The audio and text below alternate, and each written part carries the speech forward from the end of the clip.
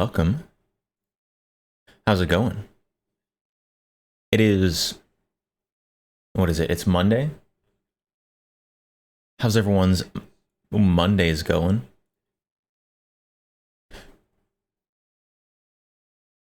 Probably start by saying hello.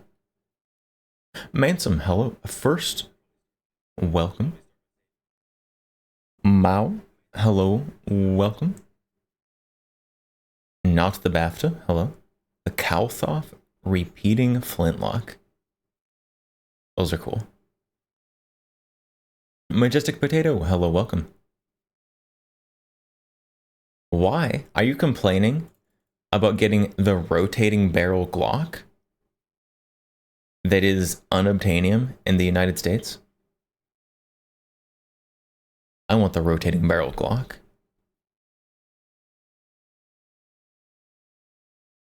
Pet VHS. We can pet VHS.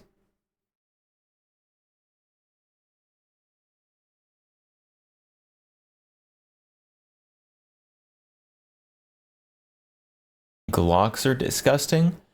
Just because most Glocks are disgusting doesn't mean that there aren't some cool ones. You can't just throw all Glocks under the bus. I mean, I don't own any Glocks. I don't own any Glock branded Glocks.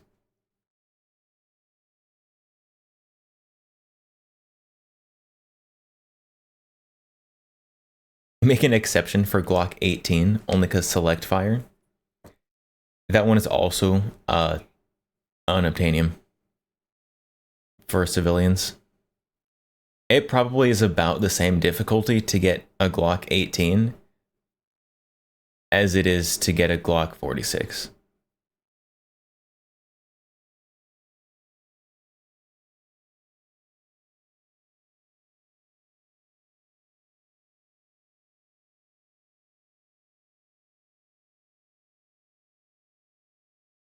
The guns on stream though. And when it words, I'm having a stroke. Excuse me. Introducing the guns on stream. We have the HS product VHS 2. Deploying reinforcements. Or Wolf Totem the Springfield 69 Hellion, just followed. as Springfield calls it. Wolf Totem 69. Nice. Thank you for the follow. Welcome. We also have the Grand Power Mark 12 Excalibur, because they couldn't just give it a normal, not cringe name. And the HK VP70. Not the VP70M, unfortunately. No burst fire stock on it. Very sad. Pet gun obligatory Heiser. Oh my god. I can't even put the Heiser away. Which is good that I didn't.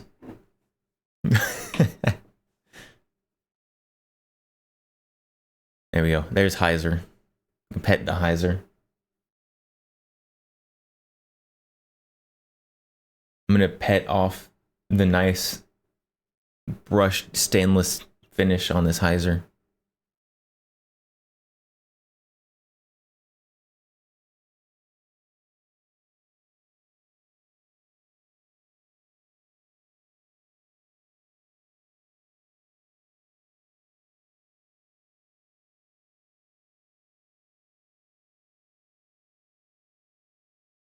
Yeah, this is gonna be surprising.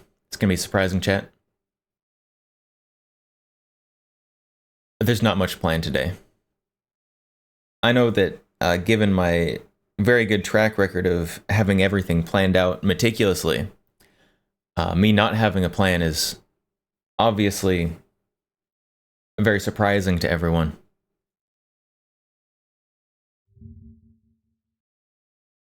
There are a few React Andy videos that we can do. But we'll save those. Maybe. We'll save those for when I just sit here and stare at chat for a little bit and it gets too awkward. Until then, though, has there been any gun news?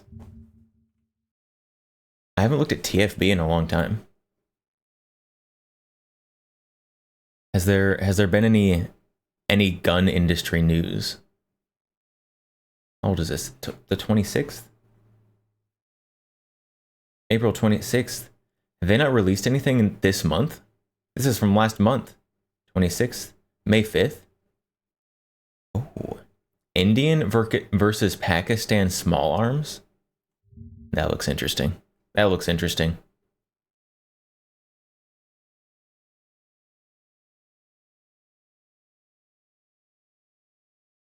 A picture of the Kuna in 40 with the stock that I can't have because they won't import the stocks.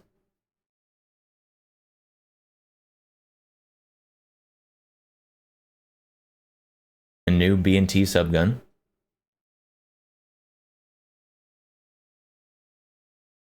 New B&T subguns would be more interesting if they didn't release a new one like every 4 months. Don't get me wrong, they're still cool. There's so many. There's so many. Griffin 1 to 10. New budget LPVO. Under 500, yeah.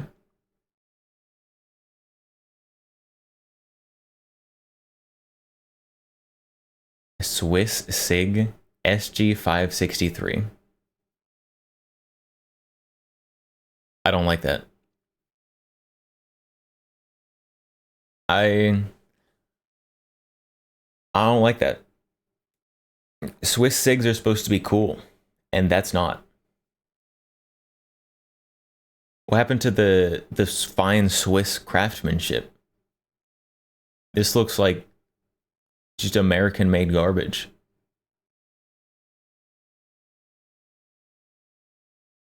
Gross. It also looks like someone spray painted it brown in their garage. This is... I don't like the color. It's a bad color. Maybe bad lighting. Could be a combination of both. Q-Fix worth the money? No. Get a SIG cross.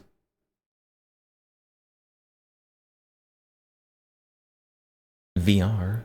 VR. Wait. Canis Steyr AUG. They've got 2 articles on it. Do I need to look at that? They've got 2 articles on it. Do I actually need to pay attention to it? Because it looks like it's just an adjustable gas.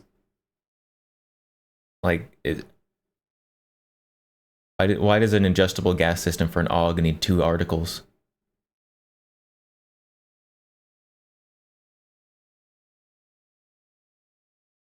Ooh, Shack? The Shack 12? That sounds good. That one sounds interesting. I made the new B&T. Same as the old B&T. Yes, yeah. A new B&T. Same as the old B&T, but it looks slightly worse. Oh, there it is. There it is. The Bitcoin revolver. The NFT gun. Pay $84,000 for a digital projection of a revolver.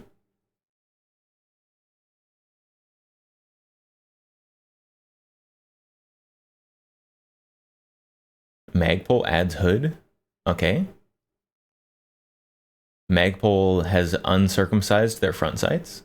Interesting.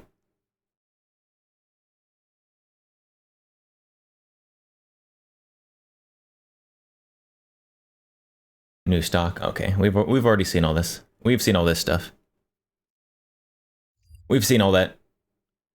Part 1. This is a part 1 article.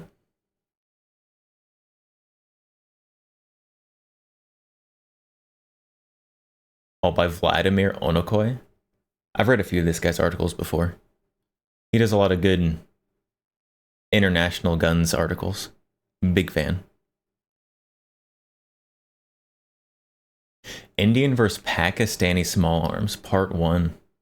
The main service rifle. Is part 2 going to be sidearms, probably? They better talk about the INSAS in here. INSAS is very cool.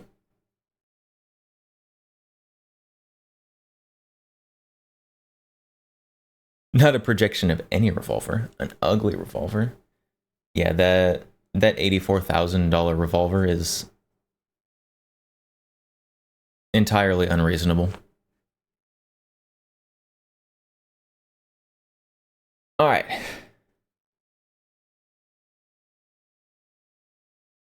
Just have like every service rifle lined up right there. Just all of them. G3s, AKs. Whatever that one is. It looks like a...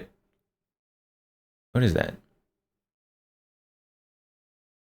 I want to say it looks like a Type 20, but there's no way there's a Type 20 outside Japan. That's just where my mind went first. Get the Bren, Scar, obviously.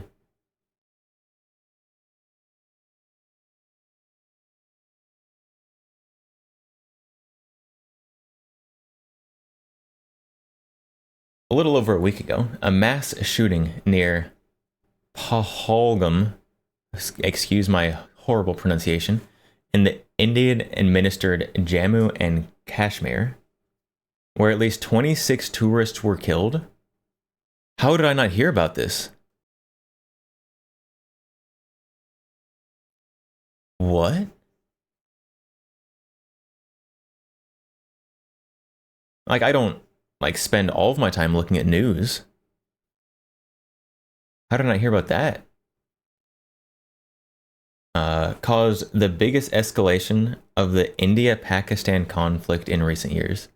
Troops are now rushed to the border. Both sides are conducting large-scale military drills, and many expect this escalation will turn into full-scale war. Not again. Please, I would rather not. I'm telling the other side of the world, and it probably wouldn't escalate to World War III. But I'd rather not have more wars.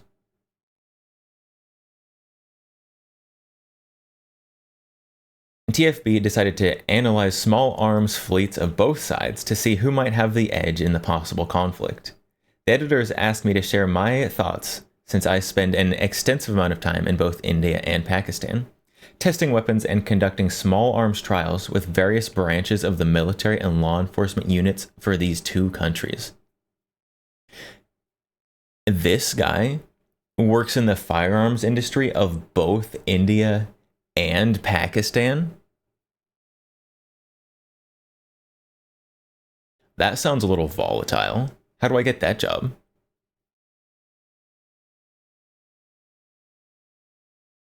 Matilda, you're excited to see how many meters the border moves this time? Yeah, they're gonna start a war. It's gonna last for 2 years. And then the border is gonna move like 2 meters northwest.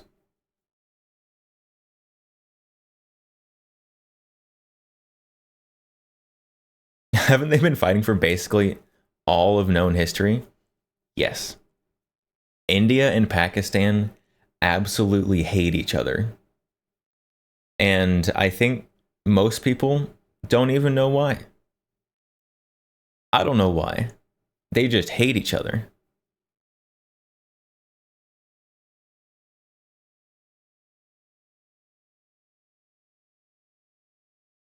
I traveled around both countries for years and years. From Kolkata to Peshawar, from Karachi to Lucknow, on both sides of the border. On both sides of the border, I met plenty of smart and talented people who love their countries, and some of them become some of my best friends.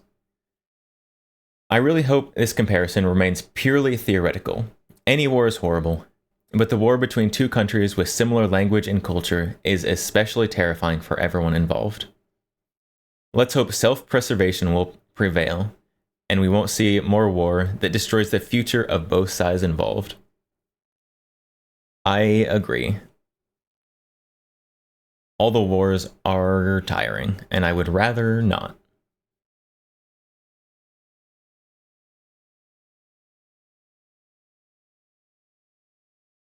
All right, main service rifle of Pakistan. Both countries have a fascinating selection of rifles. For Pakistan, locally made German design G3 remains the main weapon of the infantry. Many like to dismiss this weapon as outdated, but I had a unique opportunity to see how it compares to modern designs. So, not this one. This is not a modern design G3. That's the old one.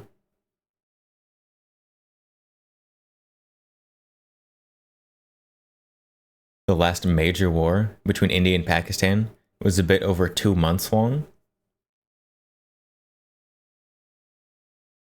I mean, for a war, that's not too long. It's about 2 months too long, in my opinion. But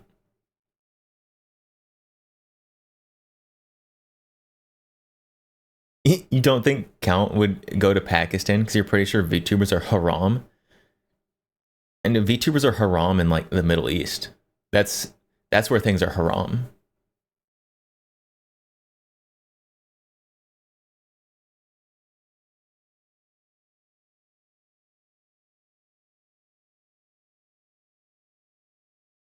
But yes, I don't think I've seen any Indian VTubers.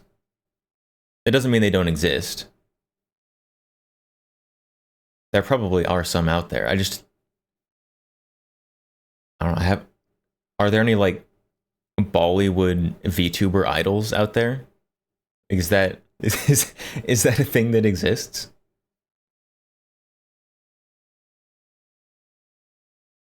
And in 2016, Pakistan conducted the largest small arms trials in recent history.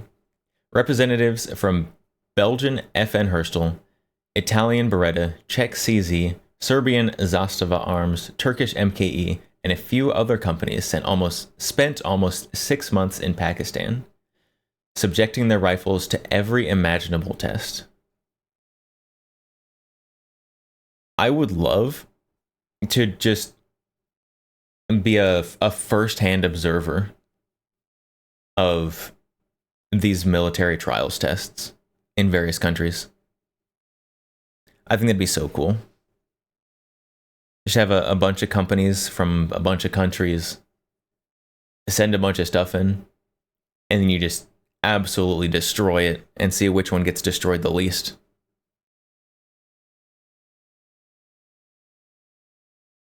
One part of the trial was conducted at the largest Pakistani small arms factory called POF, Pakistan Ordnance Factories. The tests were standardized and conducted in a very professional manner, which a lot of participants did not expect. It's a little bit of stereotyping there, maybe. It might not be incorrect stereotyping. Did not expect, thinking Pakistan does not have the infrastructure and know-how to carry out such trials. So all these companies just sent all their guns to this trial thinking, they don't know what they're doing. They'll just choose the cool one. But then they actually tested them. That's crazy. Author left. Okay, so that right there. So that's Vladimir. Vladimir on the left. And other representatives from firearm manufacturers. 2016. That's so cool.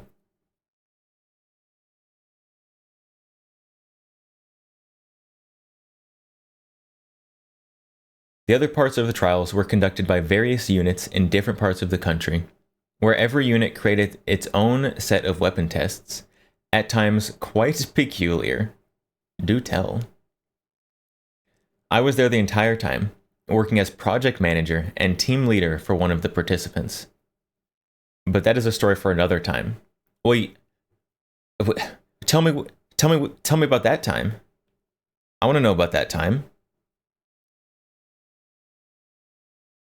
The old G3 was tested alongside FN Scar, Beretta ARX 200, CZ Bren 2, and other modern rifles. So it looks like they're looking for a modern battle rifle, some 7.62 NATO. King Panzer, hello, welcome. It was a smart decision to see how much of an edge modern platforms give over the old G3. Turns out, not that much. In terms of ballistics, accuracy, and reliability, G3 performed very well. Windows, shush, I'm busy. Despite the fact that rifles used in trials were ordinary guns from army warehouses, often slightly used, not some custom-made guns created specifically for the trials. So they were literally testing their like used fielded G3s against all these new trial guns.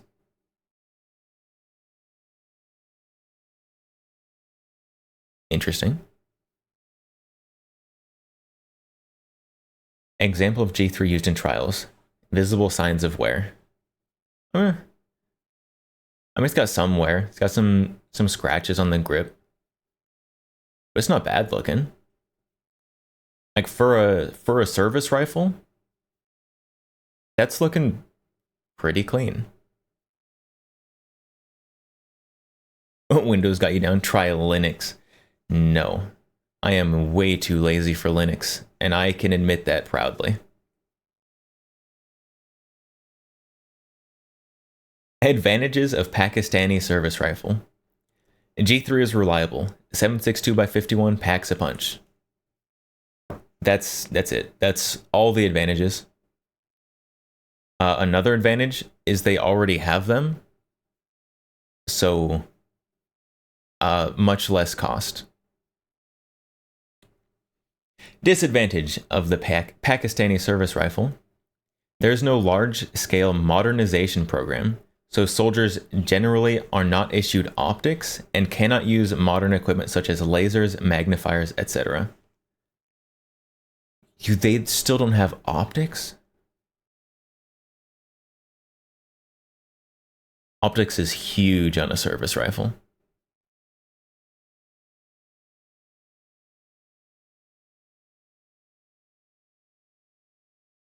It's an operating system, not a marathon. Linux is a marathon. You can set up Windows with like 3 mouse clicks. To set up Linux, you got to sit there like all day.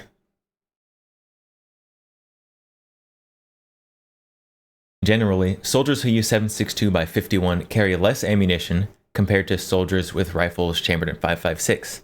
However, it depends on SOPs and reality on the ground, when fighters quickly learn and start carrying 2 times their normal amount.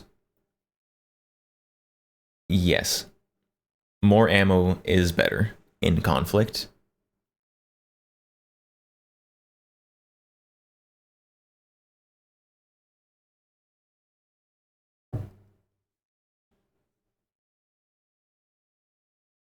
The main service rifle of India. There we go. The INSAS. India, please, please import one of these to the United States. I will buy one.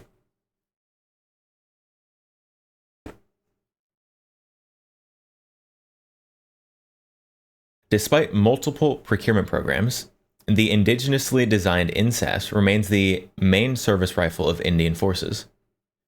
It seems like it also doesn't have an optic. If you want to know more, check out my series and articles on the INSAS where I talk about the history of the platform and share my personal experience with this weapon system. I'll have to do that sometime. Advantages of the Indian service rifle. INSAS is slightly lighter and more compact compared to the G3. Disadvantages: reliability, low capacity. Oh, there we go. There's one with optics on it. I wonder how well this dust cover holds 0.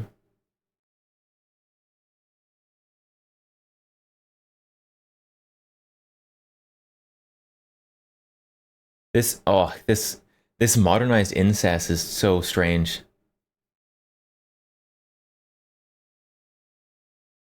It's like someone crossed like a tactical AK with like a Tapco SKS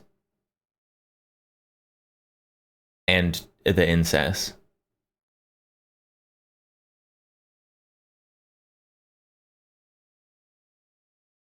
I don't know how I feel about the modern one. I do know how I feel. Not a huge fan. India, if you import it, I'll take that one. Give me the retro looking one. That one's cooler. The ambitious INSAS modernization program I previously wrote about has not been implemented yet. So the absolute majority of INSAS rifles still use original magazines and don't have a way to securely mount optics. But apart from the main service rifle, both countries use an array of other rifles in very significant numbers. Some of the most well-trained units in both armies opted for an entirely different weapon system, and we will deep dive into this in part 2 of this article, try to determine who has an advantage. Oh, you're gonna leave me on a cliffhanger like that?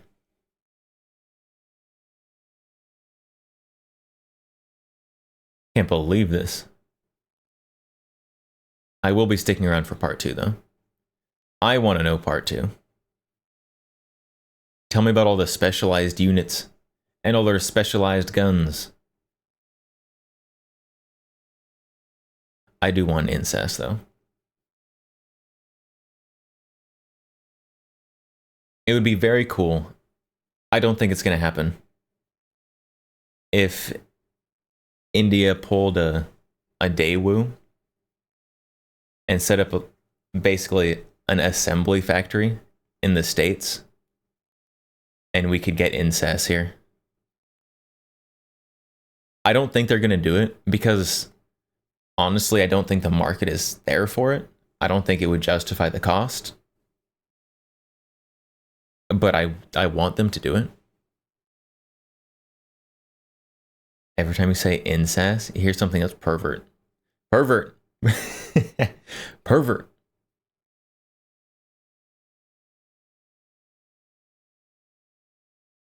You've been playing too much Andy and Lele.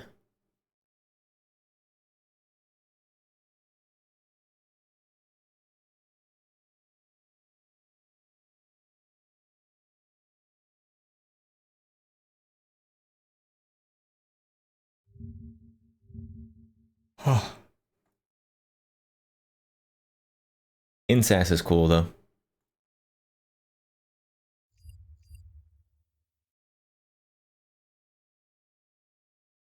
You didn't say what you heard. It was implied. It was implied. The incest rifle? No, no chat. You can't call it the incest rifle. Although if I had one, I definitely would call it that. Because it does look like it may have a little bit of something wrong with it.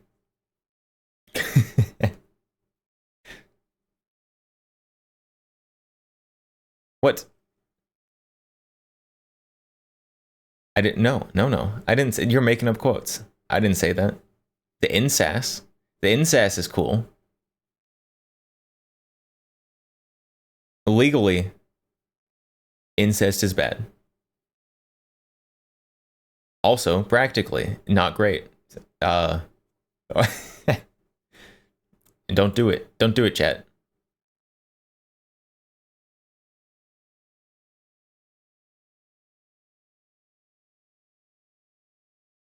Is that tactical free run by monitor? It is.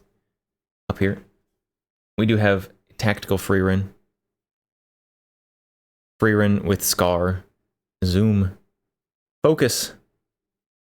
Focus up here, not down there. What am I doing? What am I doing? I have this fancy camera that can zoom in. So we've got tactical free run. We also have your. Your is kind of tactical.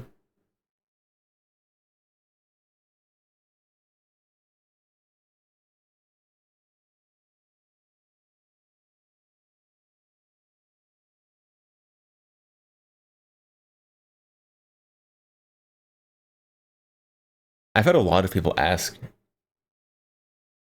about those patches since I've had them there. Deploying reinforcements. Kill Fox Heel just followed. Kill Fox Heel, welcome. Thank you for the follow. How is it going? Pandora X. Yeah, I wonder. There've been a lot of people asking me about those patches since I put them up there. I wonder. I wonder if I just ask them if I get like a discount code, like a sponsor kind of thing going. Probably wouldn't hurt. You just send them a message. But the worst they can say is no, right?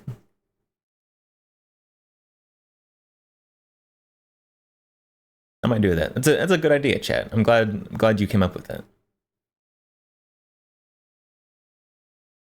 Kill Fox, it's going. Well, going is better than not going.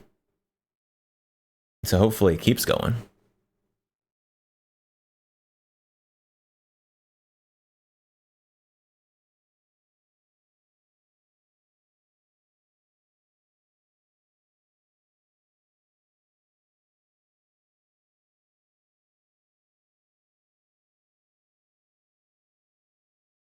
Yeah, I a couple streams ago, Pandora X, I started to scroll on their website, and then I realized that some of the patches might be a little too sus for Twitch. So for any gooners out there, they have some pretty nice patches.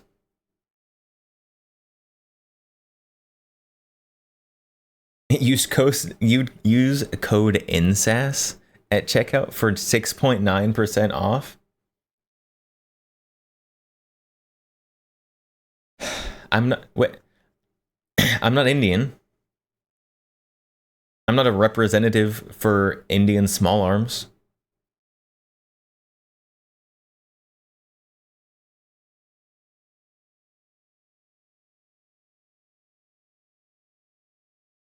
A 6.9%. Siegfrieda just traded with 11 viewers. Siegfrieda, welcome Raiders. How is it going? Welcome. Let's playing Minecraft. Minecraft streamer. Did you build something amazing? Or did you go for the mines? The children yearn for the mines. But welcome, how's it going? And hello, Raiders. Like you did logistics? Like planning? People plan in Minecraft? I could never. The others go on adventures. So you're like the homebody, the housekeeper, the wife, one might say. The shufu. The Minecraft shufu.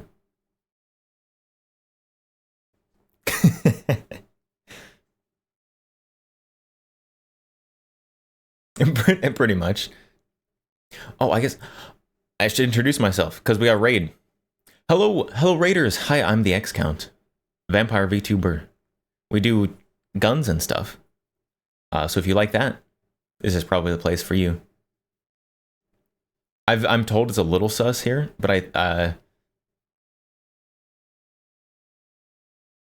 But well, I can't beat the allegations. Nice VP70, thank you. I very much like the VP70. It's not very good, like practically, but I like it a lot.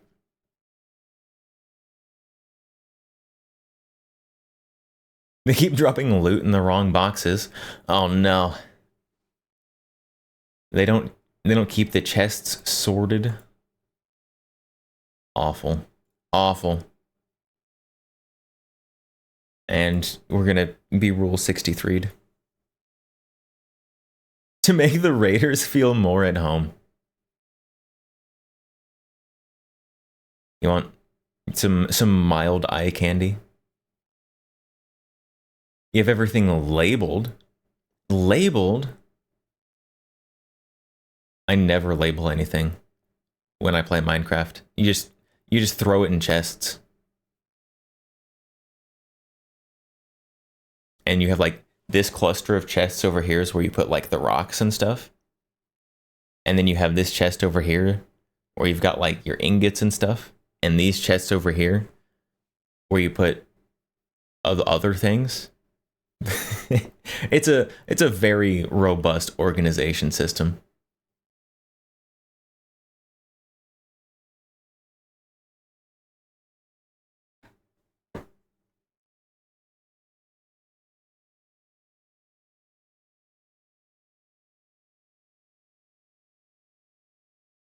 What you need is one of those huge like redstone sorting systems.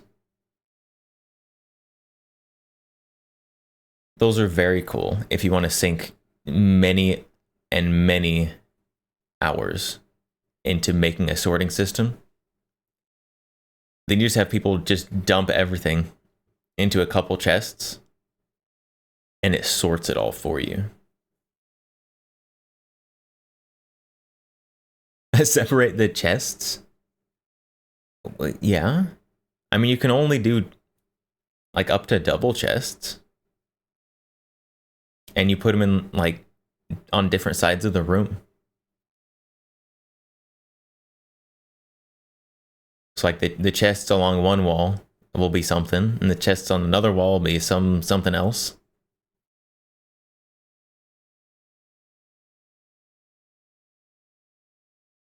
It's a very good organization system. It's not unlike how I organize things in real life. A big chest pile is the way. Yeah, we do like big chests piled up, so that is the best way to do it.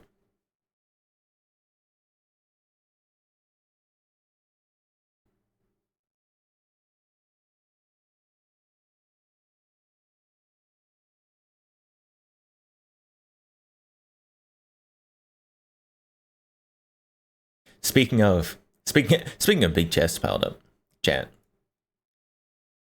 Why are you gay? Why are you gay? I saw this video when stream was on starting soon. I was like, what on earth is this? I got clickbaited. And we definitely have to watch this. Why are gun guys so gay?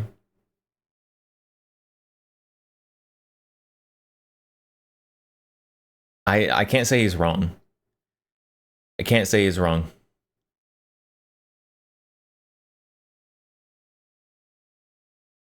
Why are gun guys so gay? It's a brave question that needs to be answered, and thankfully, there are two Australians that set out.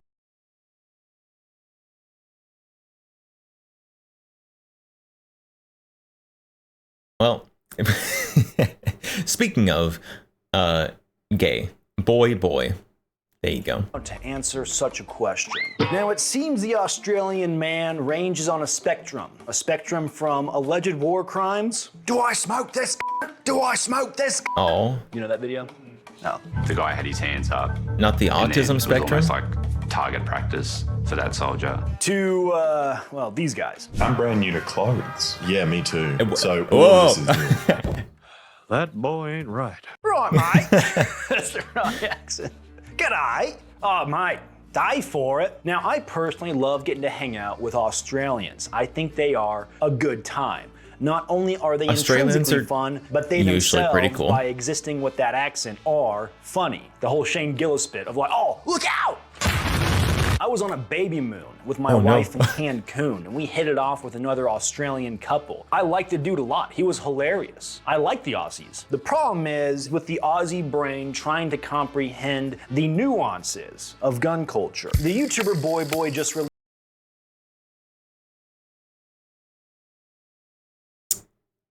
Wow. What? Man, he really.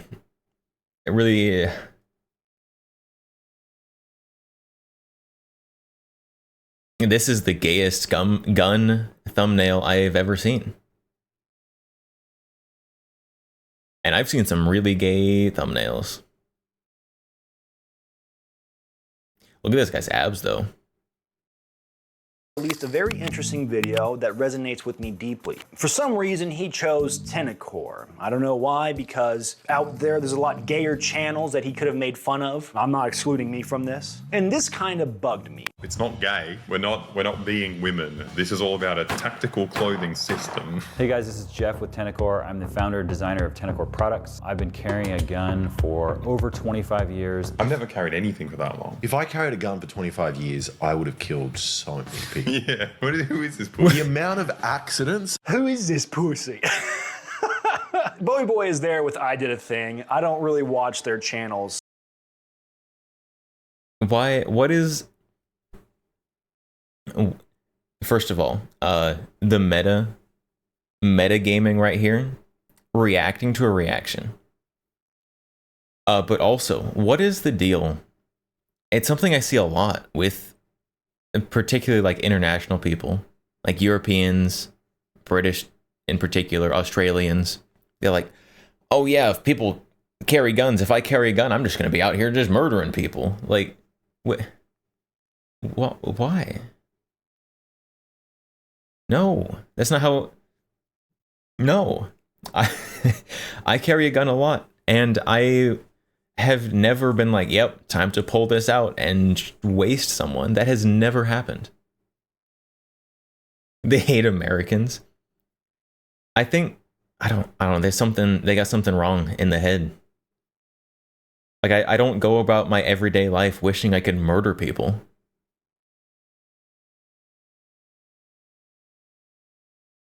Too closely. I was browsing their stuff, and I will say, as far as like a YouTuber goes, for each of them, they're much better at the game than I am. Their thumbnails and concepts are pretty squared away, very clickable videos. And they themselves, I think, pander to a certain type of demographic. Soy boys. The whole Australian accent does actually get me. Like, even though they're kind of making fun of someone from my community, it is still pretty funny. Now, I do want to give a shout out to my top meme commandant, Austin at Vintage Warfare, who really brought all of this to my attention. I saw his video covering it. G'day, mate. I think I'm gonna tuck me wiener in between me butt cheeks.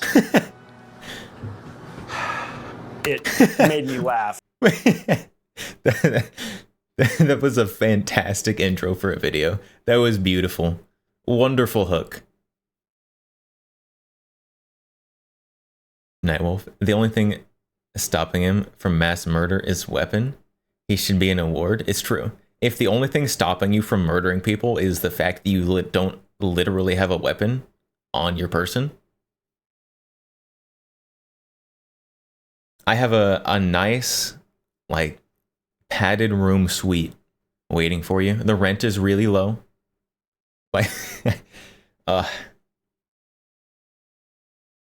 their exposure to guns is what they've seen in movies and TV.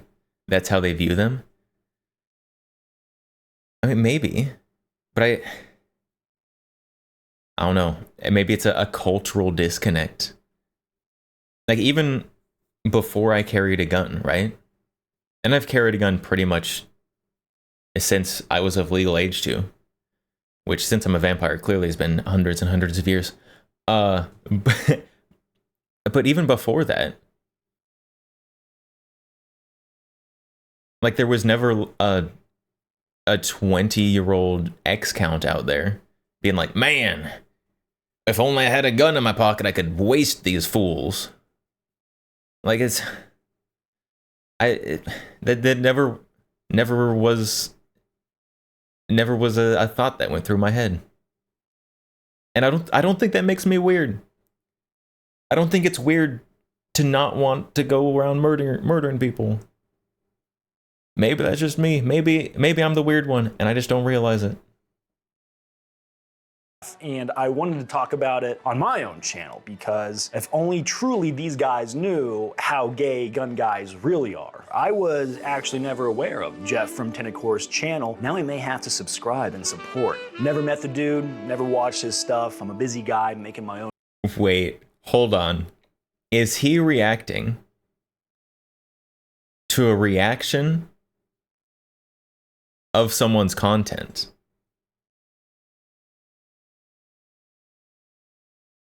So am I about to be am I reacting to someone's reaction of a reaction of someone's video? Are we the layers chat, there's so many. Maybe because they got rid of their own freedoms earlier than the US. Australia did kind of start as a dumping ground for just criminals. Thanks, Britain. Own YouTube videos. Blows my mind of all of the creators that they could target that's even that much more clickable and or rage baity. They chose this guy. Jeff, to me, like being in gun culture, Jeff looks like a dude that I would obviously say part of his business model is making holsters and maybe sell some other things. I haven't examined too deep. Jeff to me looks like a hardcore gun guy in the sense that he is hyper focused on a lot of the small fine-tuned details that go into certain aspects of gun culture. Now with Boy and I did a thing, I'm not unfamiliar with their work. I saw them do a collab with Brandon Herrera. More so oh, I remember that. That was forever ago. I remember that. And that was years ago. They did a collab with Brandon Herrera. And they went out there and they shot a bunch of guns and had a great time. And then they went back home and made like a hit video out of just how crazy everyone was. That was these guys? What a bunch of schmucks. Goodness sakes.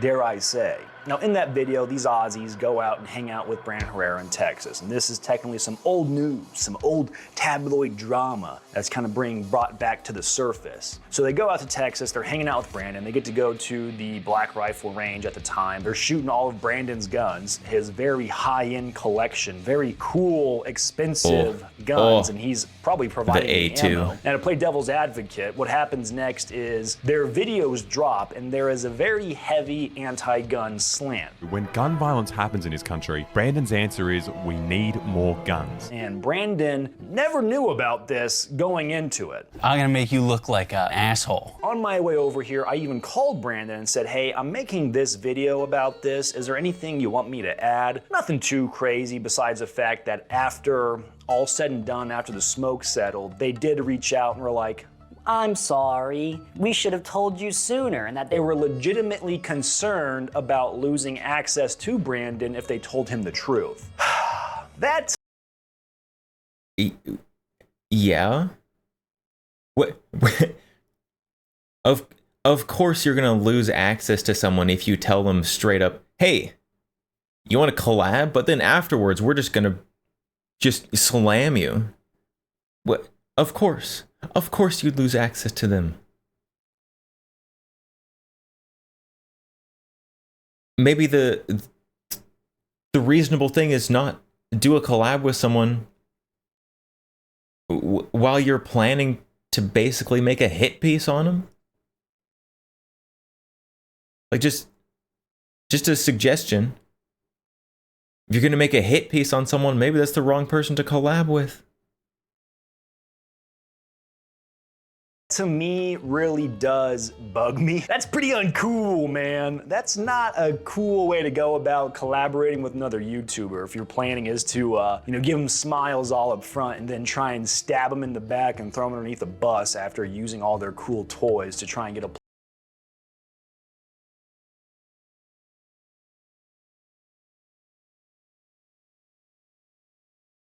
Cinder.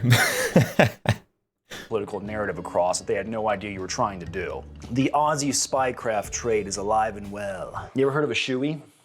A shoey? Yeah.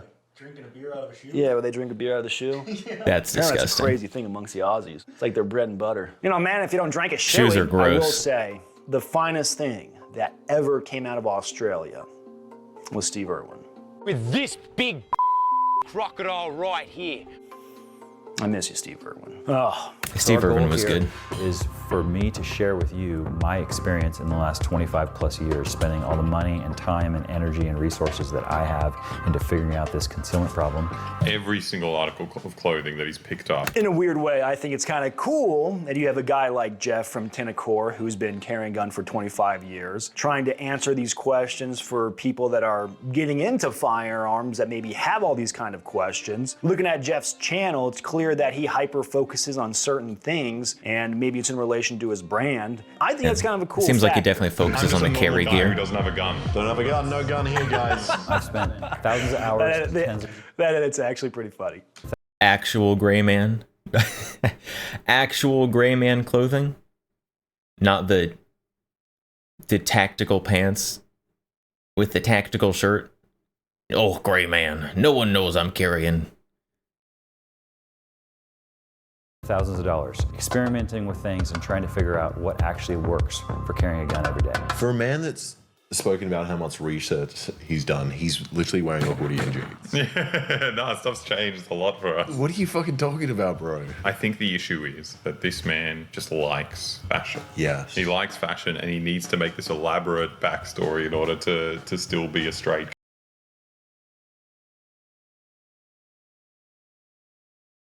Yeah. Huh? Yeah, he just said he was doing stuff to wear clothing that was nondescript. You don't get much more nondescript than a hoodie and jeans. Guy. And he's like, oh, it's actually like tactical research, like 25 years of research. It's like, no, just be a fashion inspiration channel. And I like A chat, did you know that if you care about fashion, if you want to look fly, that means you're a homosexual. It means you're gay. It's over for me, chat. I'm sorry. Sorry I had to come out like this. But I care about how I look. Guess I'm gay. What on earth? Australians are crazy. That's what they just said. Like, you have to make an elaborate backstory to pretend that you're not gay because you care about fashion? Nuts. It's over, chat.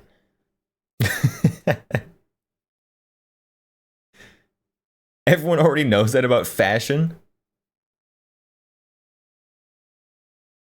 Just because I'm going out looking to fly doesn't mean I'm actually gay. Besides, women love gay dudes. So, like, if you can pretend you're gay, ideal. Ideal, actually. You knew? Always have been? I guess so. I guess so, chat. Guess you're gay now. Wow, everyone just turned gay. It's incredible.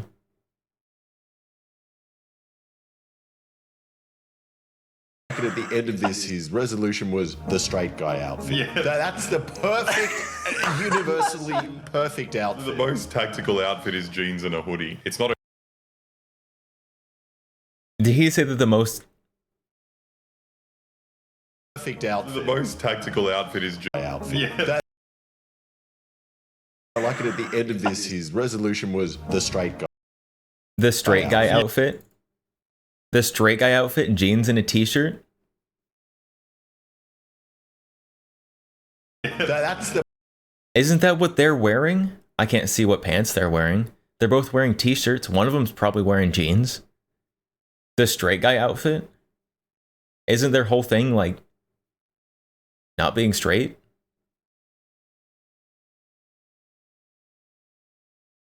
Looks accounts painted nails.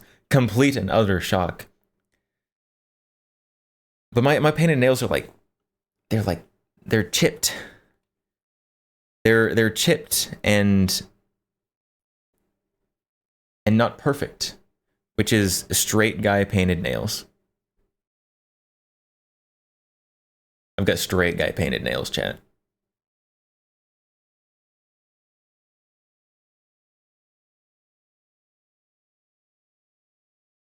King Panzer, you're a person that has very strong fashion sense. Oh, excuse me. Very strong fashion seance.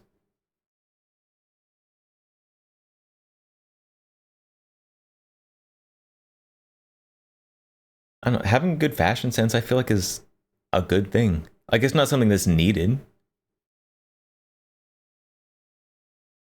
But being able to look good and wanting to look good, I feel like that's a good thing. Replace jeans with running pants, and that's 100% your go-to casual outfit. Yoga pants. You wearing a t-shirt and yoga pants.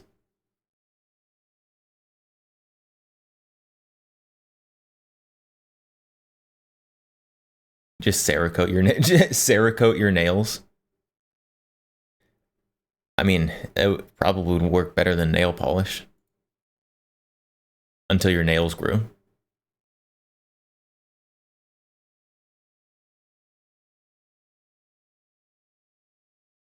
The perfect, universally perfect outfit. The most tactical outfit is jeans and a hoodie. It's not a... That's a fair counterpoint. It's like Jeff, you spent 25 years just to end up out of jeans and a hoodie. Granted, Jeff does go into detail later about the jeans being 5'11", the importance of the proper belt setup. Oh, but 5'11". There was a lot that went into Not the Fed optimal jeans and or hoodie setup. I get where these guys are coming from in some ways. That being said, there is the theme with these guys, the Aussies, where they're like, obviously, if you have a gun, you're hyper masculine. I don't think they realize and or talk about it in this video, but within the United States, gun culture is hyper a masculine broad spectrum. You have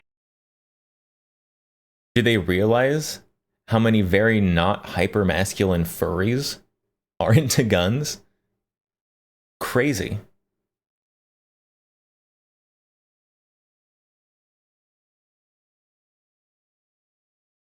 Who do I have to look good for? Minimum effort and comfort is the meta. You gotta look good for everyone. You gotta look good for yourself. Gotta look good for the cute cashier down at the grocery store. You know?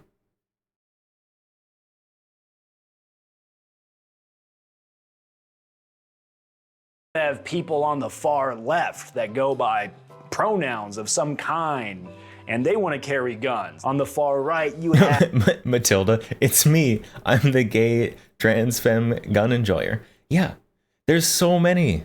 There's so many. I mean, yeah, obviously there are like the super like hyper masculine chuds out there, like carrying guns. But it's not like an exclusive demographic. Cashier, told you that you look like an elf from Lord of the Rings once. That's a very good compliment. I thought the Lord of the Rings elves were tall, though. I've never been told I look like an elf.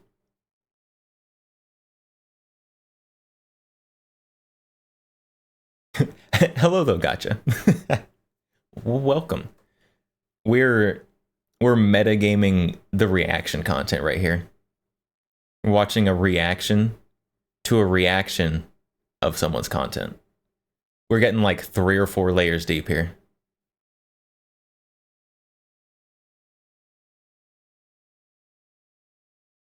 Gotcha's dexterity bonus. I've been working on the agility the agility dexterity bonus. Maybe not dexterity, agility. I started running again recently. It's not as terrible as I remember it.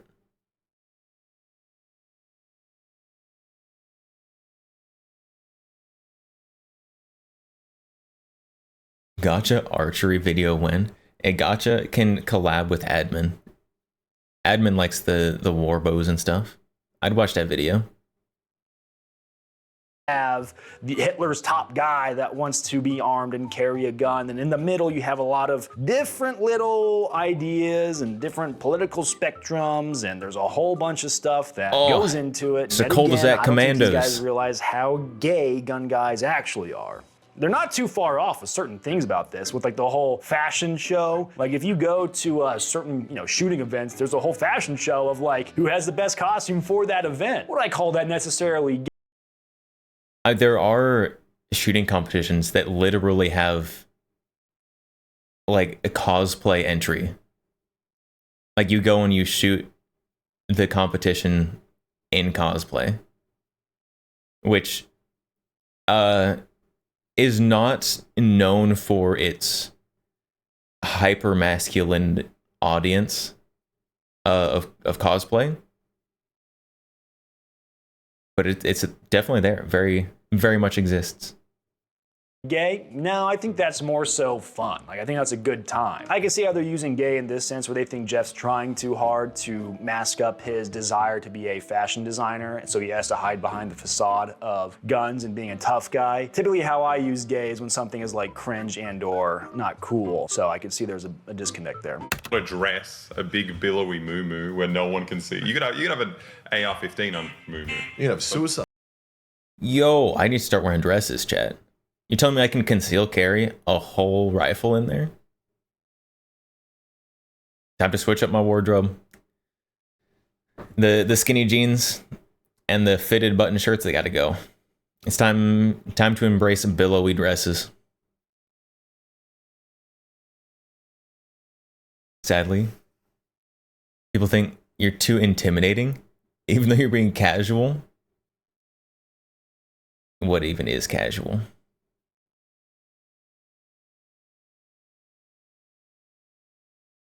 Man dresses are back. Style like medieval ages. I'd rock a medieval getup. Yo, just go back further. Just give me a toga. Imagine what you can hide in a toga.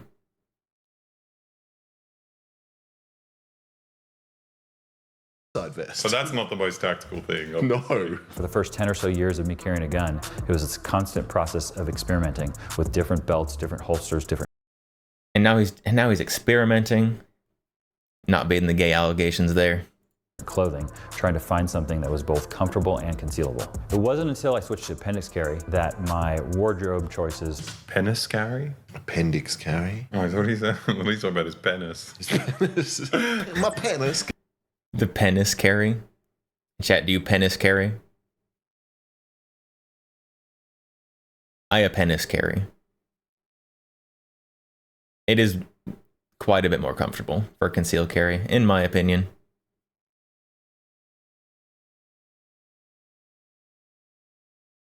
Burqa is ultimate concealed carry outfit. Tactical monk robe. Global War on Terror PTSD. Oh, you're right. They were hiding whole AKs under those things.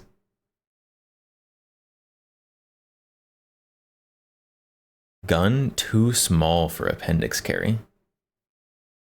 Gun too small for appendix? What gun is too small for appendix carry? Do you have like a cut down Altor? Like what? Huh?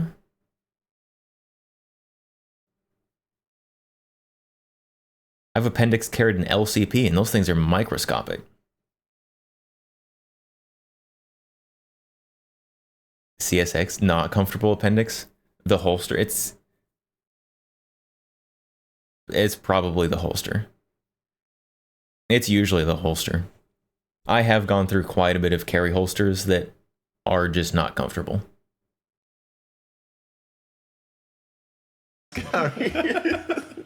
Is that not what he said? Did he say penis? The low-hanging fruit of dick jokes are a common theme amongst many circles. Low-hanging fruit. I think Get another it? thing they're not taking into account is the hyper-focused autismo aspect of the gun guy. Like, they're looking at Jeff and they're like, dude, just chill out, mate. Why don't you say chill? Why don't you say chill, mate? You know, I want to defend one of my own, right? Where Jeff is a guy that hyper-focuses Gotta embrace on the tism. nuance, Accept the the tism. details, the things that go into an everyday carry, because you want to get it, bro. You want to get it, Aussie bro. These guys are squared away. He did. He said penis.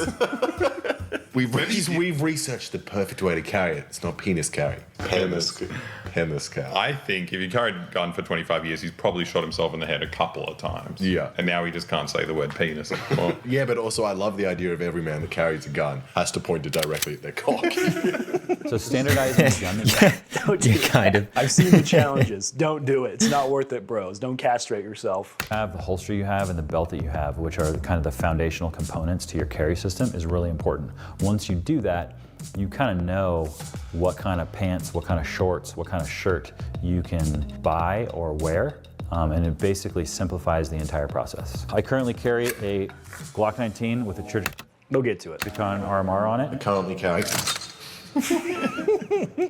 Was that an agency Glock? I think that was an agency Glock. That wasn't a regular Glock. They're clowning on him for it, but Jeff, that draw from the holster like that for the demonstration, very clean, my man. Any clothing, the higher quality clothing, it's gonna be more comfortable and it's gonna feel better and fit better. Find a particular t-shirt or undershirt brand that you like and then stick with that thing. I have found that the district-made DM130 works really well. And That is just decor. a shirt. I find the DN130 works really well. What needs to work? You need 4 holes in it. Jeff is getting hyper-specific about the shirts. Holy shit. Shirt, 1 big one slightly smaller one, and 2 very small ones. 4 holes, yeah. Yeah. What other functions do you need for this? Yeah, tell me the specs of this shirt. Like, that's what I want to know. It's nothing. It's just that it's branded, and he's selling his own merch. Okay, to be fair, the conceal carry t-shirts, I don't get. I don't get it. It is just a branded t-shirt. You can carry just as well under the free shirt you got from that event 8 years ago that's like sitting in your closet. You don't need that. A shirt's a shirt, but you do want a little longer. I mean, yeah, you're not going to be concealed carrying under like a belly shirt. That's just open carry. And that would be super gay. If some dude with one of those like short belly shirts, appendix carrying, that guy's probably a little fruity.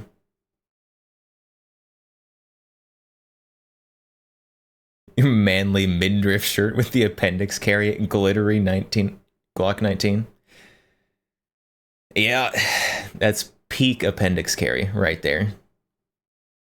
So he said, I found my own shirt. Jeff does a little self-shilling. Real ones recognize. Speaking of self-shilling, this video is sponsored by American Pipe Dream Apparel. Sponsored by Fantastic young ads. Zoomers getting after it in the milsurp space and arena. Guys, they have night vision knives, manuals, e-bikes, if you want to LARP around and you're terrorizing the HOA. And of course, milsurp clothing. I'd encourage you to go I check support them terrorizing out. the Also, HOA. Thank you to Optics Planet, the optics sponsor of the channel. Use code ADRES for 7% off the entire store. And despite us really not shooting any ammo in this video, we do have to give a big thank you to Badlands Munitions, local Arizona guys that sponsor the channel with ammo. They help keep the lead flowing on the channel. Use code ADMIN for 10% off. And I think it's funny to fit. Looked like MOS or optics milled slide that he dropped stainless barrel in. Didn't see agency marks on it. Maybe we'll see it again. Maybe we'll see it again. To have all those sponsors given this video. Talk about cover garments. You need to put something over the top of the gun to cover it. Cover garments that Okay, are makes sense. stretchy and knitty, like this one. This is like a polo. this is going to form around A the gun. polo and it's shirt. not going to work very well. A What am I, an t-shirt is English gonna be teacher? Maybe a little better than this because it's not going to be quite as stretchy as this. I mean, this is the same kind of stuff I think about because I like just always have a bone. I will say I can see how easy it would be to kind of clown on Jeff's video in the sense where Jeff is talking about this like hyper niche thing of how to wear clothes for everyday concealed carry, when in reality it's like just wear something slightly baggier and oh yeah, comfy clothes are nice. You know, Jeff's obviously getting into the nitty gritty. He's got his whole storefront. It looks like he sells some holsters. Nothing against it. I'm happy someone like Jeff. Do I need to like, because all of the videos on concealed carry is like, oh yeah, and you wear something a little bigger, a little baggy, you dress comfortable, and that's ideal carry. And I'm out here like carrying in like skinny jeans and like a fitted button shirt. Like do I need to like make a video on like, oh, how to carry and also like look good?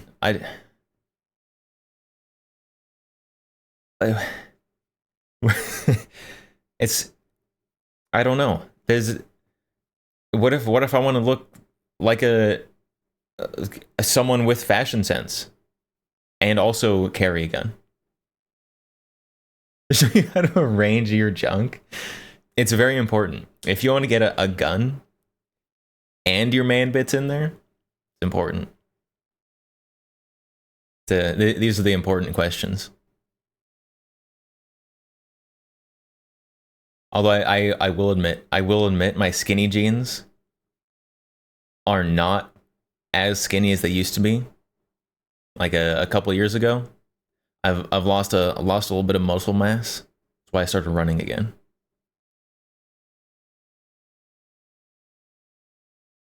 If you carry comfortably in a bikini, there's nothing wrong with it. Okay, you don't want to see me in a bikini.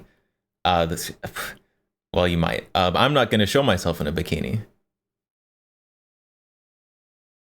We're watching a video about why gun guys are gay. This chat. Well, we're not beating the allegations. Hold on, you're curious? I have never worn a bikini. I did used to be on a swim team though, so I do still have like the super tight like swimmer swimsuit. That one you do have to like consciously arrange your junk. Very uncomfortable.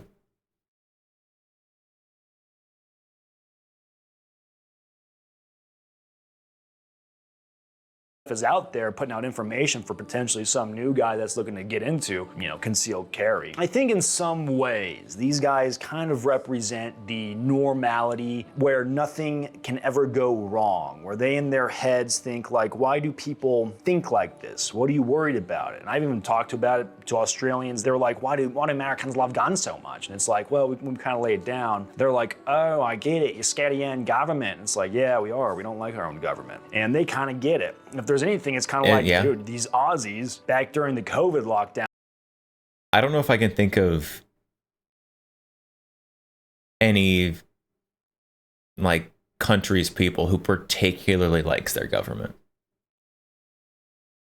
I think disliking your government is like universal sentiment.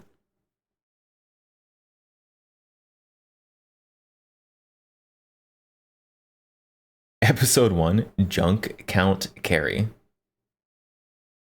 It's kind of got a certain ring to it. China, okay. Like China, North Korea, like the brainwashed countries. Maybe. You're right, maybe. Were getting just reamed with their freedoms, and we didn't really have to worry about that here because they couldn't try and control us. And of course, with the Australians, they'll always talk about how we confiscated all the guns and all the mass shooting stuff. Shots. Precision shots. And it's like, that's not gonna happen in America, right? In this fantasy land that you want to try Tomboys, and enact. where? The gun cat is Give out them. of the bag here. You want my gun, my firearm? Come take it from me. Just try to put those hands on me. Those soft liberal hands. Put them on me, on my body. You are never closing that Pandora box. It is literally written into our Bill of Rights. And of course, I'm like preaching The to the soft choir. liberal hands video is good. If the I did a guy. Oh, if you edit this out of context, you're being intellectually dishonest. If the boy, Not boy being and I the did a gay guy do allegation. stop by. It's like, I think what you gotta comprehend is that I think with a lot of people that are orientated towards firearms or the Second Amendment or just in general want to have protection of some kind, they do not want to be lacking in the violence that could happen. I know that in Boy, he said that he fled Yugoslavia to go to Australia. And it's like, you left a war zone. I can understand you have some trauma and hang-ups there. It's such a strange feeling staring at these weapons from the war zone. You know, the actual weapons that we use to like tear my home apart, force us to the other side of the world and change my family forever. And then seeing these guys collecting this stuff.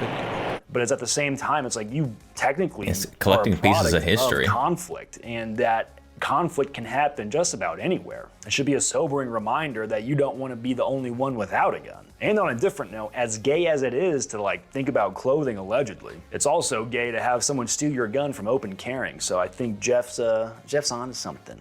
Lines running one way and perpendicular lines running another way. Oh, you cannot be serious. He's describing what plaid is. What's really good about this shirt is that it's got 2 armholes, so I'm not stuck like this all day. How is this a YouTube video? He looks like he's about to fall asleep. It's just amazing. 6 minutes and he just explained why he wears really boring shirts.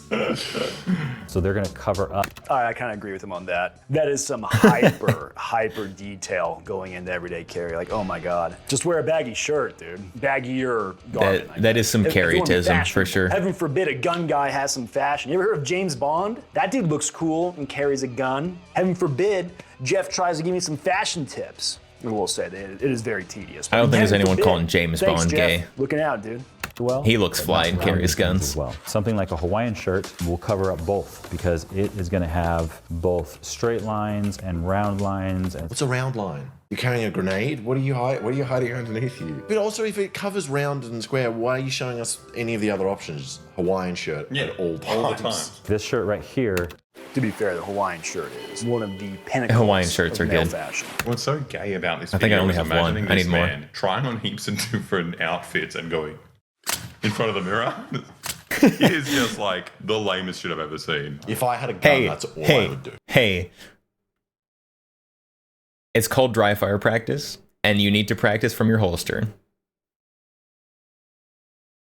And that's reasonable. You don't be bashing me. Just if you dry practice in front of a mirror, that's okay. You know? If you're gonna do something, you may as well look cool doing it. You're looking at me? You're looking at me? You got me, okay? You got me. I'm guilty. You got me. Don't. They're right, dude. Why are gun guys so gay? Why are we so gay, dude? Don't lie, you've done that before. You got your fresh fit, your tactical gear, whatever cool clothing you got. You grab your gun, you're doing the whole like, you got us down to a T there. Gentlemen, checkmate. We have Rich from these guys. Lamest video you've ever seen. What? 2 Australian guys reacting to a video about a guy talking about boring clothes for concealed carry. Good thing we got admin here to add an extra layer of reaction to make the video more entertaining. lost the match. Jackets. When I wake up in the morning, I get dressed, I put the gun on, the gun comes off when I'm going to bed. And I guess you can get away with, I'm gonna put the gun on to leave the house and put my jacket on, but now you're committed to always having that jacket on because otherwise your gun isn't concealed. Those are different lifestyle choices that you need to make. You need to decide what kind of gun carrier you are. Are you a full-time gun carrier or a part-time gun carrier? What kind of gun carrier are you? Do you understand that? Like, if I had a gun underneath me, under my jacket, I wouldn't want to take my jacket. Because it's illegal. Because people would know I had a gun. And they'd be like, who is this freak? Yeah, but also it would change your interaction with everyone around you. If I was doing a suicide bombing and I was covered in a bomb, and then some... Holy escalation. Open carrying to, ah yes, and now I'm a suicide bomber. What? Huh?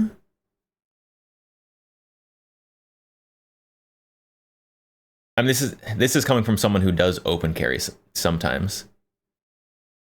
If you're gonna open carry, you need a holster with active retention. so that someone can't snag it. But also, I don't know, like, I don't think any of my interactions have been different with people while I'm open carrying versus conceal carrying.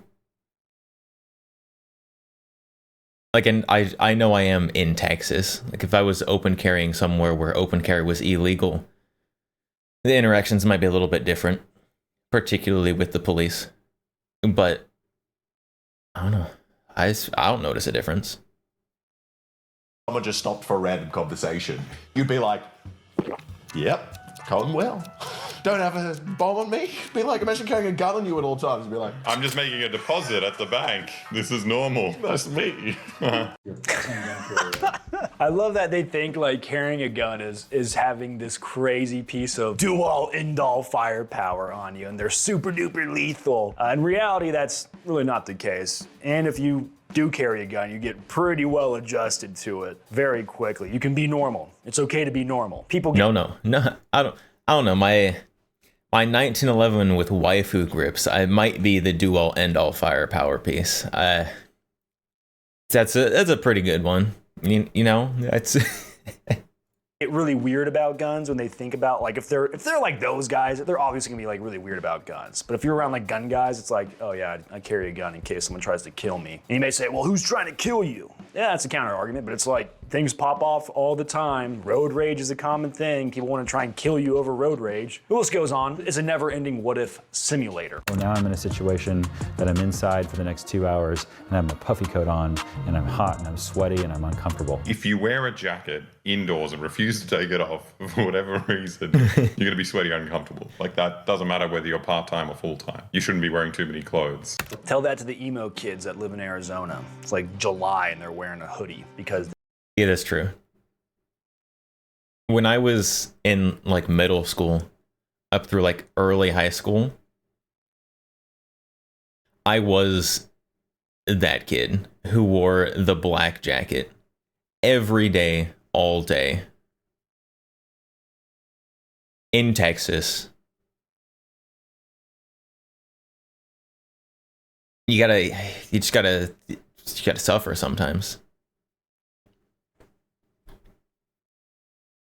I was the kid that people probably were concerned about doing something. Let's be honest. If we're gonna profile people based on their fashion choices in school, I would have profiled me. At least I didn't wear the black jacket with the camel pants very often.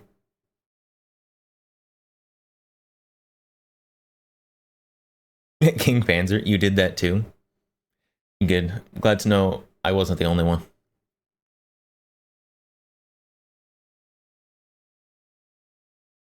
The I Did a Thing dude alone spends so much time on what he does and his content.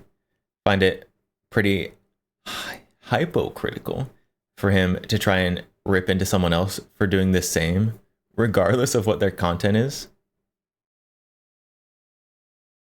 I mean, you gotta make drama somehow, right? And it takes one to know one. So if you can make fun of someone else for doing the same thing you do, then you can really give some extra insight on it.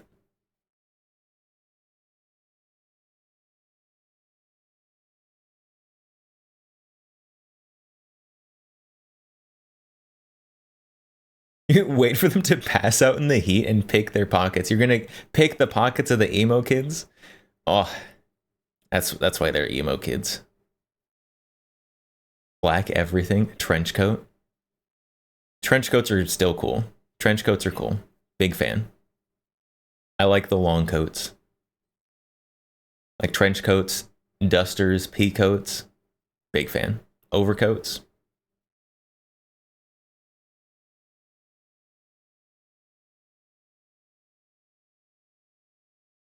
Would you profile me? Uncomfortable mouth noises. I'd profile me. Yes. Yes. You wore camo jacket a lot. Pockets were great for snacks. I don't know if I kept anything in my pockets besides hands.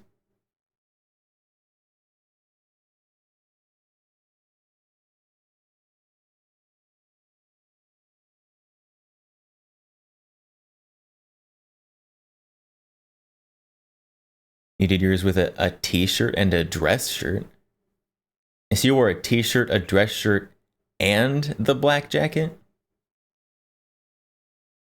That's a lot. That's a lot. I usually would just go t-shirt, black jacket. And then like jeans. And when it got hot, I did go to cargo pants sometimes. So you had the cargo pants with the black jacket. Just fashion disaster.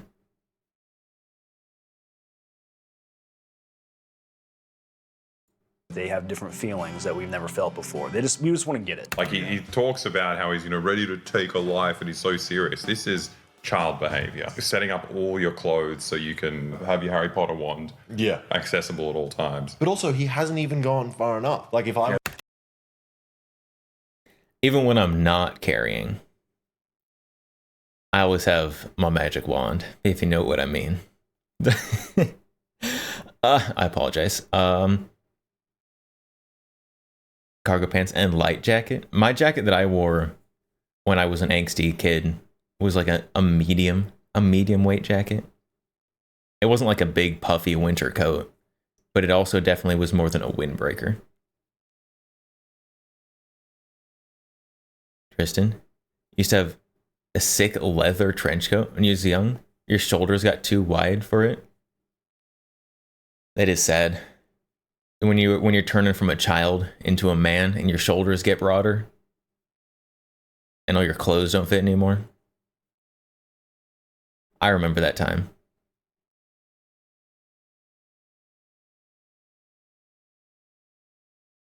Prefer to pick up wands in the field. Grabs a stick from literal field. A good stick is hard to beat. Oh, everyone loves a good stick. The fact that he used a Harry Potter wand analogy does irk me, because it would have been much cooler if you'd have used a Lord of the Rings, pick up the broadsword little bro reference. I use my broadsword. Speaks to the caliber of Aussie that we're dealing with, boys. Also, I think calling it childish would be a miscalculation of vernacular. It should just go back to like hyperautismo. Clearly, Jeff is focused on this everyday carry topic and has put a lot of time into it and has hyper focused down, boiled down years of experience that he wants to share with an audience. I wouldn't necessarily call it childish. Childish would be like unsafe behavior. Jeff is just trying to gain every small tactical advantage he can in case of the hypothetical. Yeah, he's got some supertism that could happen to him in the streets. I always hate listening to people with non-American accents try and talk about American gun culture. For whatever reason, it just wells up this American anger inside of me. It's like the blood memory of, and my ancestors weren't even probably here yet, but like the blood memory of like marching with Colonel Jackson to go fight the British down at the Battle of New Orleans. Like for whatever reason, it just wells up, dude. And I'm gonna specify that one a little bit. Specifically, listening to people with non-American accents talking about American gun culture in a negative light. Because if you listen to like Call Me Dick, who we did a collab with a few days ago, he's from Brazil. He doesn't have an American accent. I could listen to that Brazilian man talk about American culture, American gun culture, because he loves it. He thinks it's great. And I love that. Like, if you've got an accent and you want to sing your praises of American gun culture, yes. You mean he's not a Canadian? Dick is not a Canadian.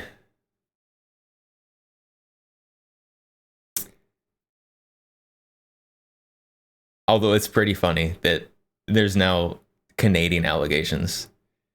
I blame you guys. 1814, we took a little trip along with Colonel Jackson down the mighty Mississippi. Well, we brought a little bacon and we brought a little beans and we caught the bloody British at a town of New Orleans. Like, the Aussies used to be cool, dude. And the British, too. The West has fallen. Billions must watch a boy boy. It seems like they're really trying to play into a certain type of American gun guy trope, where it's like, if you have to have a gun, you obviously are compensating for your small wiener. That's like the classic trope they're trying to play into. I get it. I can see from the outside looking in, these guys may not have this totally dialed view of gun culture and all the different social cliques and political nuances that go into it. Sure, I get it. This concept is not lost on me. I do love getting to. I definitely think there are some people compensating with their guns. Now, whether they're compensating for a lack of firepower, if you will, or if they're compensating for, like, a lack of personality or lack of friends, it's to be determined. I do think there are some people who are compensating with their love for guns. I do think it is the minority, though.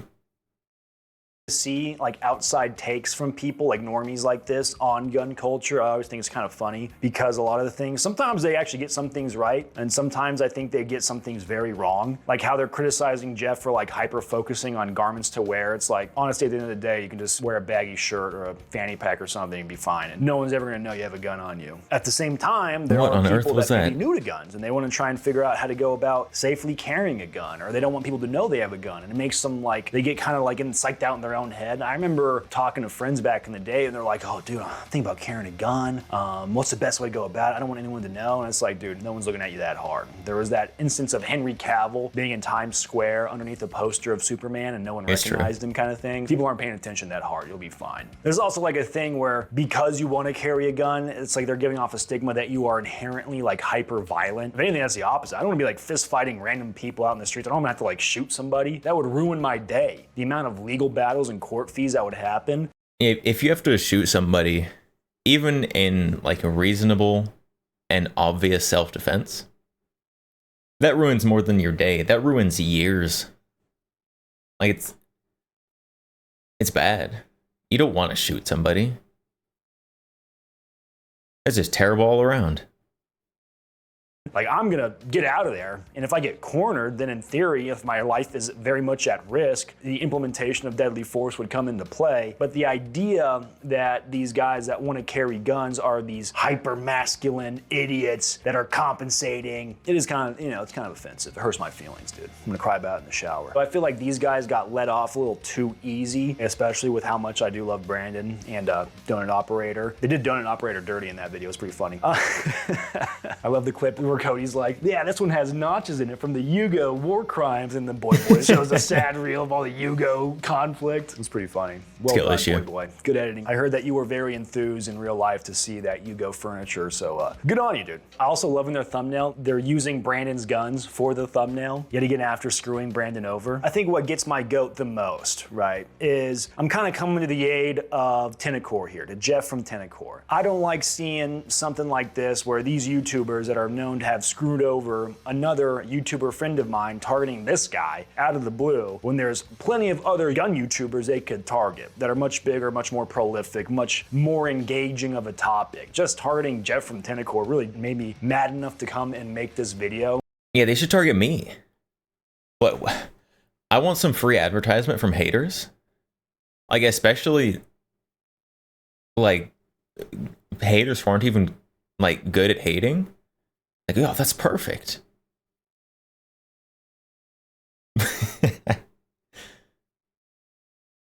I am coping and seething with rage at the Aussies. Yeah, you Aussie blokes, you better hope there's no petroleum in the kangaroo, or your days are numbered. You're gonna see what backs the American petrol dollar. Knock, knock, mother. I do love the Aussies. I think they're great. I think they're really fun. I hope maybe one day Boy and I did a thing, turn around, maybe change their beliefs, maybe become a little bit more mature on the topic. I think, it is a very nuanced topic, right?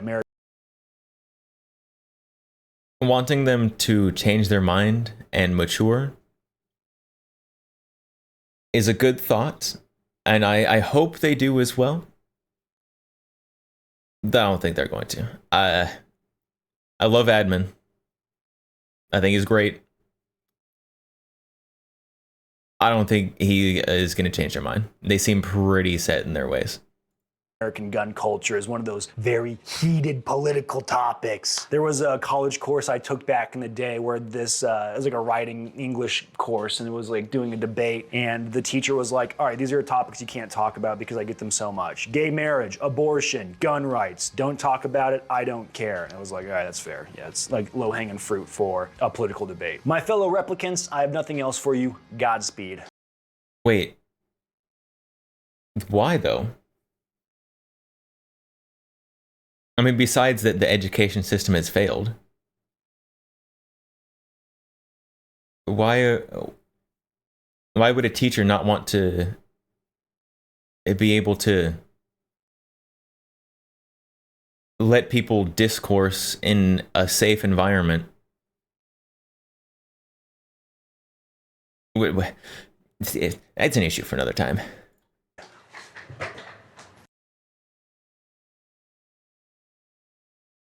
Good video. Roasting anti-gun Aussies, very nice. Big fan.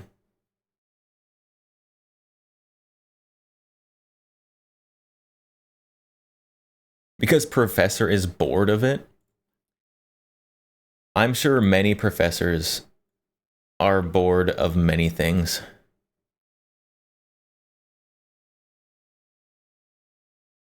That doesn't mean that they shouldn't teach them, though.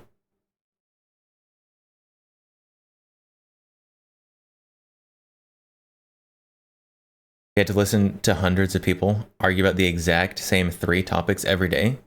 You'd want to ban talking about around me too?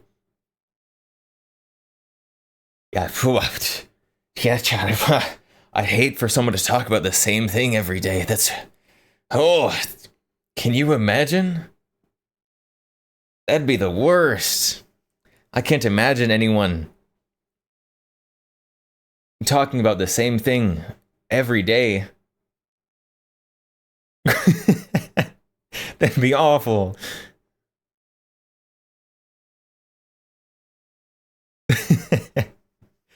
I do understand. Like, if someone's talking about the same thing every day and you don't care about the topic, I'm like, yeah. Yeah, I get it.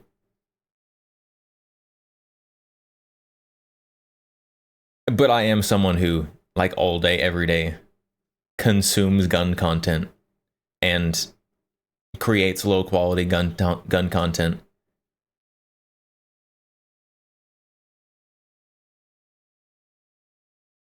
So there is that.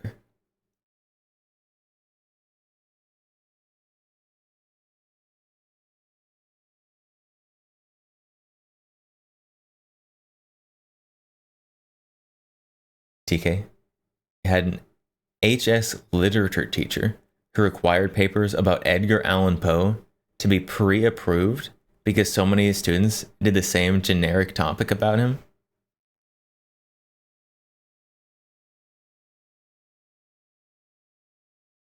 I mean, yeah, I understand not wanting like a whole class of students to basically write 30 versions of the same paper. But saying nobody can do a paper on this topic seems a little extreme. So I feel like having topic approval is better than just like blacklisting a topic.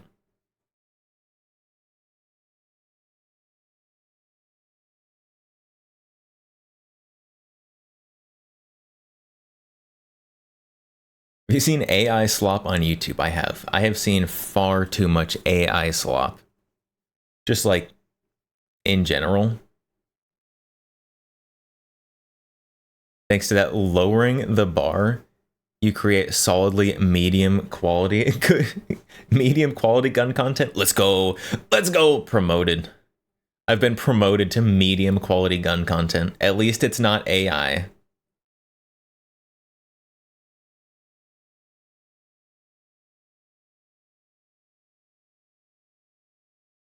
Don't sell myself short. My content's not low quality. My YouTube content, all one of my YouTube content, I'm gonna be honest, it's pretty low quality. It's pretty low quality content. I can admit that. That just means there's room for improvement.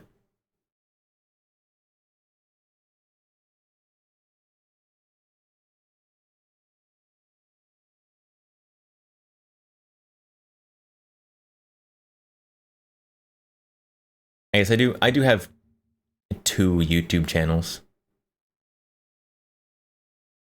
I've got one with like just stream segments cut down, edited a little bit. And then another one that I just started. It's got pre-recorded kind of content.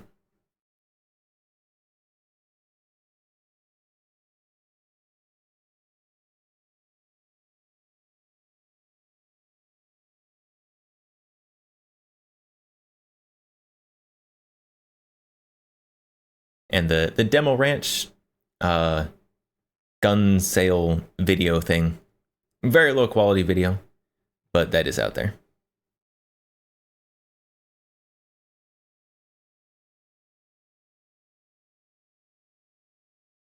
If you haven't seen it, it's right there. It's right there.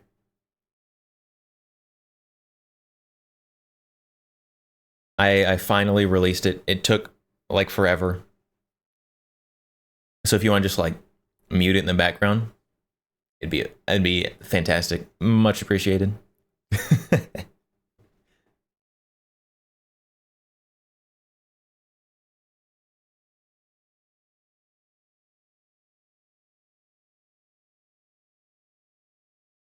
Ads. We get ads. We get ads.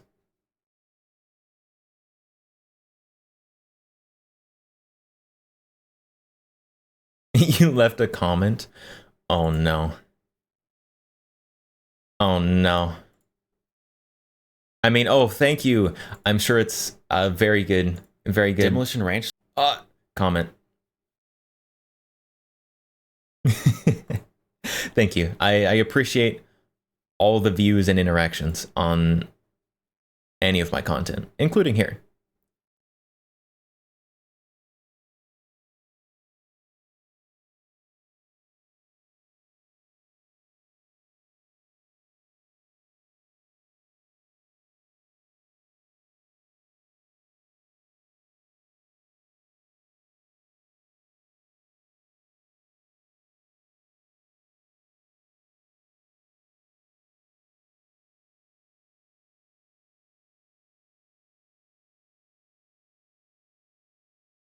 All right, we've got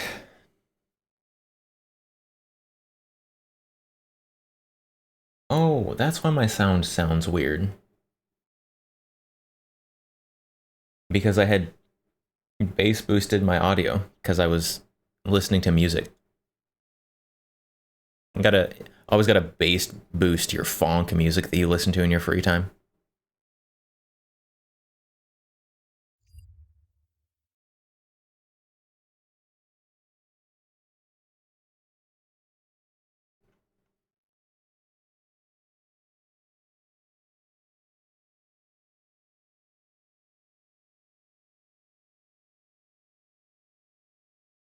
All right, we got another article.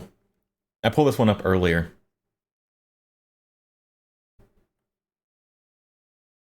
But I want to learn about the Shack, the Shack 12. It's not a very long article.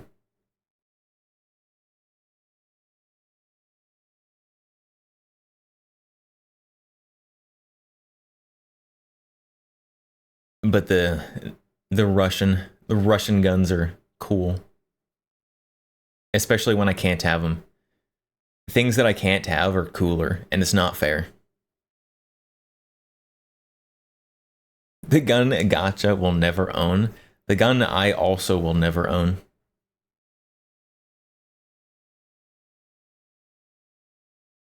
It's very sad.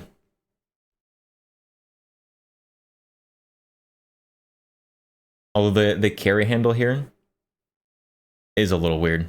the Picatinny carry handle on the Picatinny rail. It's unique.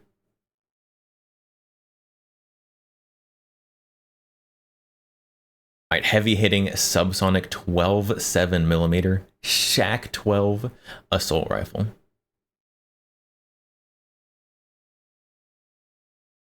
Lyndon Schuler.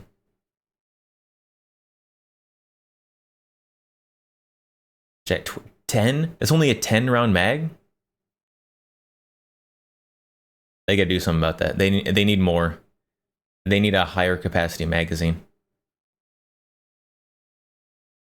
The story begins in 2002 with the development of the VKS sniper rifle and the entry of the Ash 12 assault rifle, which eventually evolved into the current Shack 12. This weapon was designed by a team led by the renowned Vladimir Viktorovich Zlobin. Good, that is the most Russian name ever. Vladimir Viktorovich Zlobin. I wish I could say that with the proper Russian pronunciation. It completes a family of weapon systems built around the new heavy-hitting 12.7x55. That is a chonky cartridge. Kind of reminds me of like 350, like a 350 Legend. Just in terms of like the cartridge shape.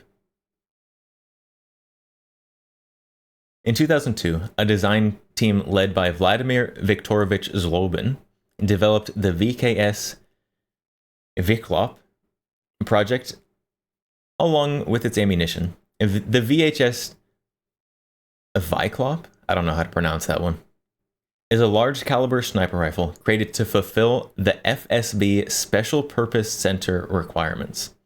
Later in 2011, the Assault Rifle 12, Ash 12, was officially adopted. They need a higher capacity magazine. Higher capacity magazine already on screen. Yeah, this one looks like it's got a little more. A little more than that one. So this one's probably 20, right? This is a 15 or a 20.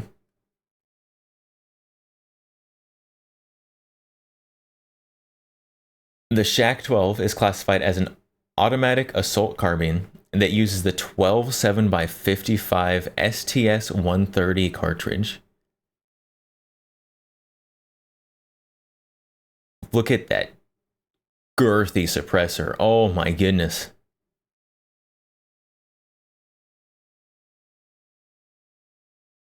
You forget the rifle, just make this suppressor available. Why aren't there any American suppressors like this? Sign me up. I want to double the length of my rifle with the suppressor. And I want it to be thick with like 3 or 4 Cs. Although it is chambered for the same caliber as the VKS sniper rifle, the two weapons are not fully compatible. The longer overall length of the cartridges designed for the VKS leads to this incompatibility. The Bullpup Special Purpose Assault Rifle was designed for urban close quarter operations by T-Skib Sue, the Central Design and Research Bureau of Sporting and Hunting Arms, a subsidiary of the KBP Instrument Design Bureau, at the request of the Special Purpose Center of the Federal Security Service. Wow, just dropped all the names right there. Oh my goodness. The bipod looks funky. Yeah, you've got your sheet metal monopod bipod. It's almost like a grip pod. Like if you're just gonna make a grip pod out of like stamped sheet metal, I feel like you'd come out with something like that.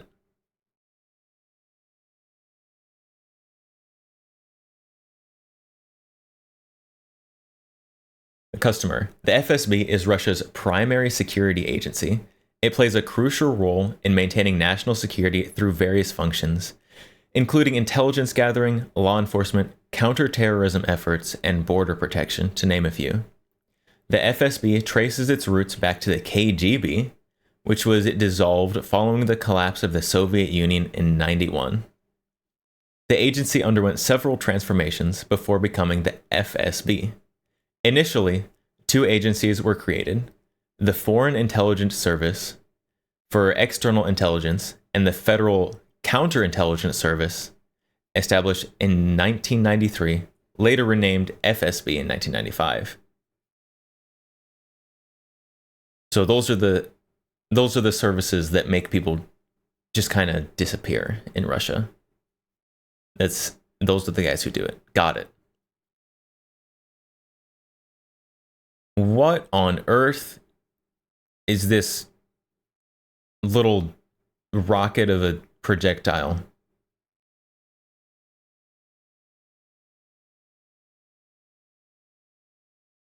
We haven't gotten there yet. Spoilers. The FSB's TSSN is crucial to Russia's counterterrorism and special operations capabilities.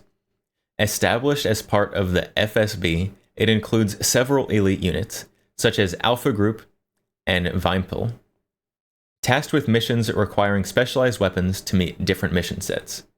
These units conduct urban and counter-terrorist operations, and there has been ongoing demand for specialized weaponry to support these efforts. Okay, that makes sense. You know, specialized weapons for your special operations. That all checks out.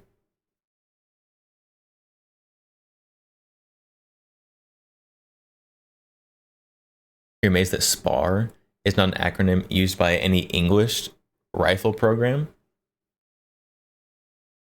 They should. We need better acronyms.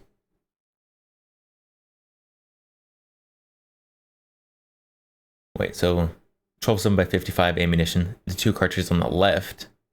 So this is the Shack 12, 12.7x55.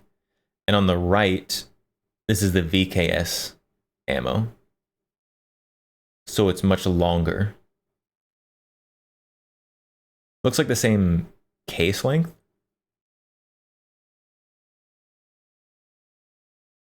But they just have same cases, just different projectiles in them. I wonder if you could, I mean, you probably could load this 12.7x55 into the VKS. You might have to load it one at a time, though.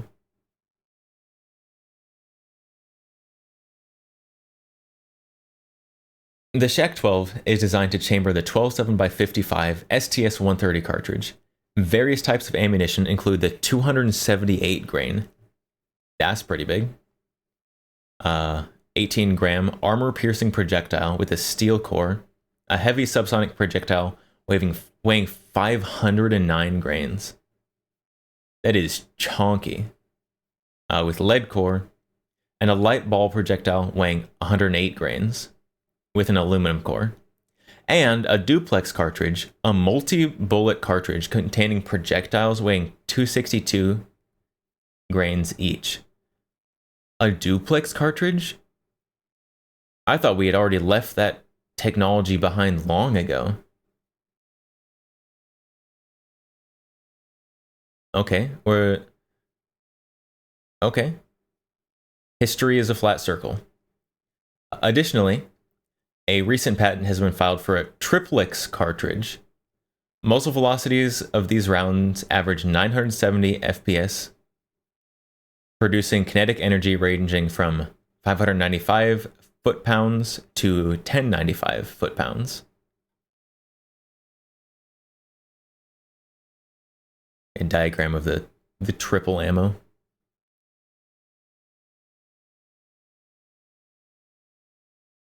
That's so weird. That's why. Why? That's already been tested by like most major powers in the world decades ago, and they figured out it didn't work well. And it's coming back. Does that mean it has 3 internal projectiles? It does. So you can see the 3 different projectiles stacked up here. And it shoves them all out. Seems like a good way to squib. So I mean, all the pressure is being placed on the rear round, the rear bullet of the triplex. So it's going to be pushing the 2 out in front of it. I wouldn't think that it'd be too likely to squib.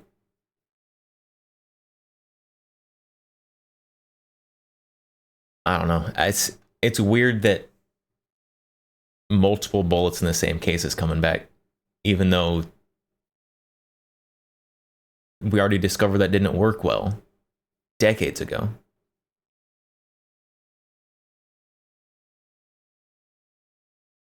The Shack-12 assault rifle operates using a short recoil mechanism and features a multi-lug rotary bolt locking system. Okay, pretty standard. Its bullpup design allows for shorter overall length while maintaining adequate barrel length. Okay, we're just defining what these terms mean. Got it? That's okay. The rifle ejects spent casings to the right side. The receiver is made of stamped steel, and the forend and lower receiver are polymer. The short recoiling action, along with the 2-chamber muzzle brake compensator and the buffer butt pad, should help with absorbing recoil. I wonder how far back the ejection is. Like, is this usable by left-handed shooters or nah? The weapon has an ambidextrous safety above trigger guard and an ambidextrous selector switch at the rear of the receiver. Okay, ambidextrous controls. Probably usable by a lefty. It uses proprietary detachable box magazines with capacities of 10 or 20 rounds. Not a whole lot. 20, I guess, is pretty standard for a battle rifle, though. A top-mounted Picatinny rail is also available for attaching optics and other accessories. The Shack-12 is reported to come with 2 types of suppressors: a short suppressor designed for light subsonic ammunition, and a longer one for heavy subsonic rounds. Give me the long one. I was about to say I don't need the short suppressor. That short suppressor is still pretty girthy, though. I'll take both of them, actually, upon further consideration.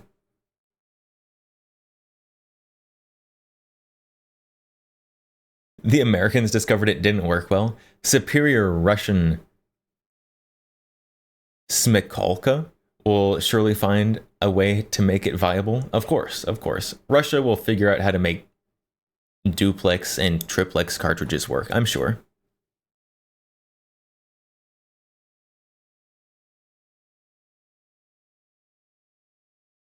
Top-mounted. The Shack-12 system is distinctive because it is compatible with proprietary accessory, a single or rotary multi-shot grenade launcher. The weapon weighs 13 pounds. I could not find information on the barrel length. You've got a revolver grenade launcher thing down there?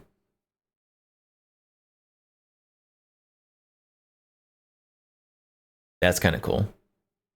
I don't know how practical it is.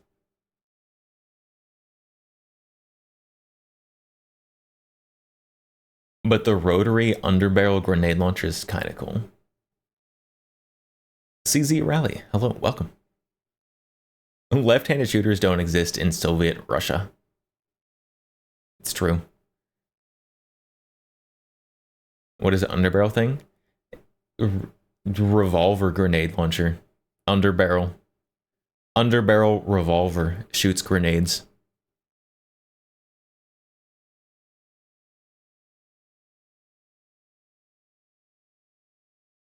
Conclusion. Since its introduction in 2011, the Shack-12 has attracted attention at various military exhibits due to its unique design and capabilities. However, detailed information about its deployment within Russia law enforcement or military remains scarce. This lack of transparency raises questions about its operational effectiveness and user acceptance. The Shack-12 is currently limited in its deployment. While it can potentially be an effective weapon for stopping light vehicles at distances up to 300 meters, its practical use within Russian forces is still being explored. However, if the concept is introduced and implemented correctly, it could have significant potential. Observing how this weapon is issued and utilized during operations would be interesting. So is there any documentation of this thing actually being used in combat? Like, has this thing showed up in like Ukraine or anything? Probably not. I would think they would have talked about it in the article. If it had.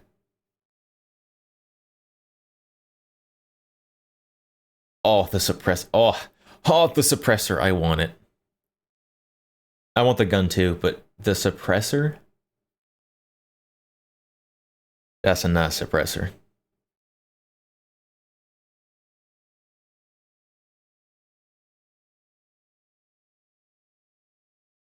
I definitely need an American company to make just unreasonably large, chonky suppressor.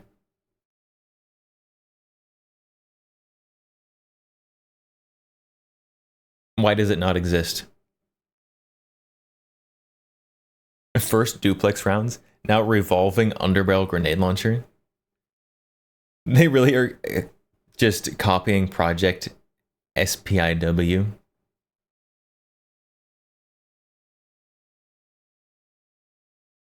This definitely seems like one of those guns that existed in the Cold War era, just purely to be like, look at this new cool super gun that we have, and it's gonna just be amazing. But then everyone just like keeps using AKs and M16s. Like, this gun kind of has the same vibes.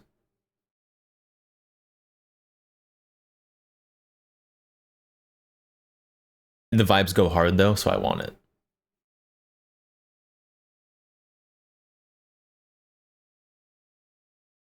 Source.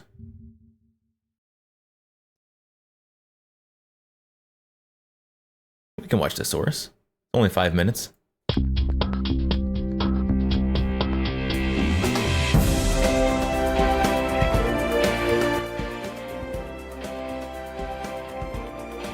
Cool intro.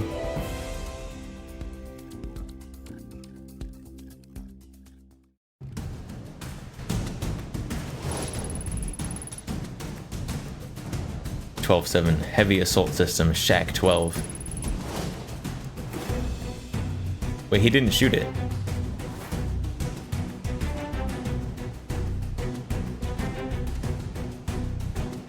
Does this gun work?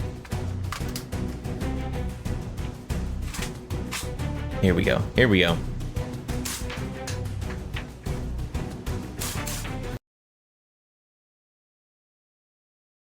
It's so quiet. The cases landing on the ground while he's shooting are louder than the actual projectile noise.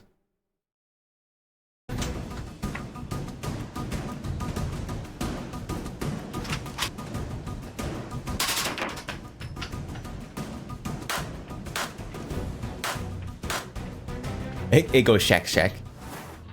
Dear friends, let me introduce the Shack-12, a 12.7mm powerful assault rifle system. It was designed for special forces fighting against terrorists and features extreme short-range stopping power during assault missions. It fires 12.5 by 55mm cartridges, It's big. capable of Those are not just chunky. hitting, but smashing an enemy upon contact, even when they are protected by body armor or hiding behind obstacles. There are 3 basic types of ammunition provided. Do you think they went and they found someone with small hands and to load that magazine so that the ammo looked larger?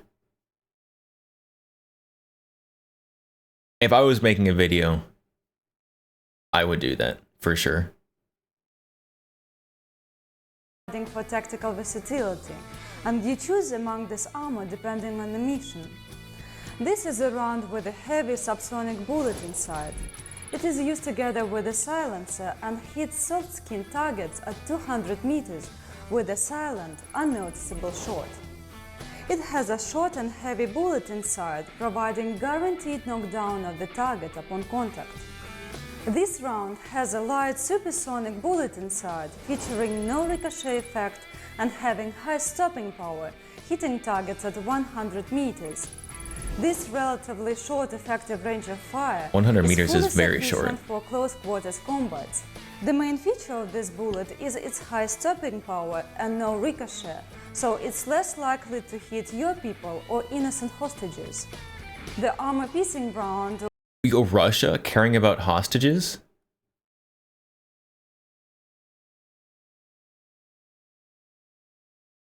Nice. with a lead bullet with armor-piercing core, able to engage targets in body armor or enemies hiding behind obstacles at 300 meters. When you fight against terrorists hiding behind the wall, for example, with one round of fire you destroy the cover, with the second round you destroy the hiding enemy. It is capable of hitting armored vehicles Let's as well. go. Destroy the hiding The enemy. design of the Shark 12 was provoked by some tragic experience during a hostage siege in the early 2000s, when the terrorists were under the influence of drugs and did not respond to ordinary ammunition. This rifle was designed for situations like that, when you need to stop the terrorist with one powerful and precise shot. A large caliber bullet neutralizes the target upon contact. Even when it hits the body armor, it impacts all liquids and organs of the human body, causing the terrorist to lose consciousness. Let's take a look at the design of this rifle. It has an unusual for this type of weapon bullpup layout. The trigger mechanism is hidden in the stock to reduce its size. The body of the rifle is made of plastic and hybrid aluminum to make it light and sturdy at the same time. The safety switch is ambidextrous as well as the fire mode selector. It goes with a tactical silencer, reducing sound and flash, and a full-sized sound It's a nice suppressor QD to fire mechanism. heavy subsonic loads. There are Picatinny rails on the handle for carrying, and on the sides of the handguard to mount various furniture. Professional optical devices withstand the power of this weapon.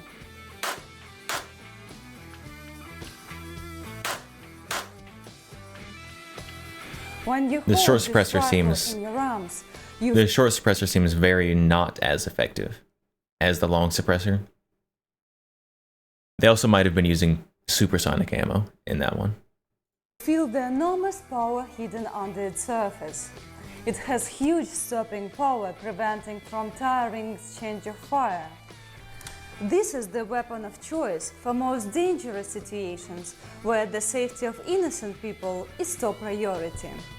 It concentrates the knowledge and experience gained by FSB fighters in most intense close-quarters combats. It's a brutal but accurate gun, and some operators nickname it a mincing machine for terrorists. For more information The about this mincemeat impressive machine? weapon, please visit our website. Don't forget to put a like, leave a comment, and subscribe to our YouTube channel. Okay, the mincemeat machine goes pretty hard. How do I get my own Shack 12 mincemeat machine? Preferably without crime. Because obviously everything is possible with crime.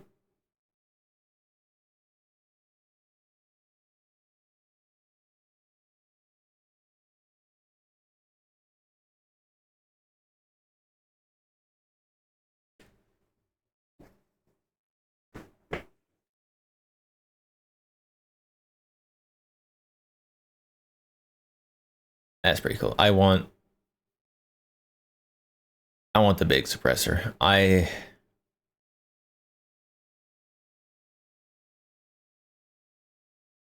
wonder how much, because there's companies out there that make like custom suppressors. I wonder how much it would cost to have a custom suppressor made that was just obnoxiously large. Probably quite a bit.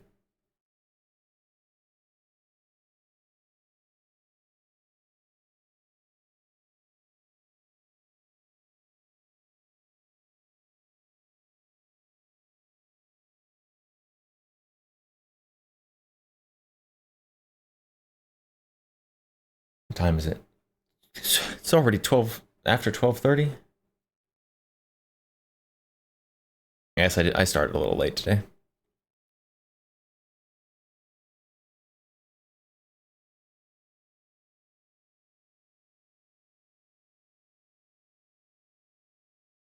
Echo Machine at least used to do custom suppressors. There's quite a few custom suppressor makers out there.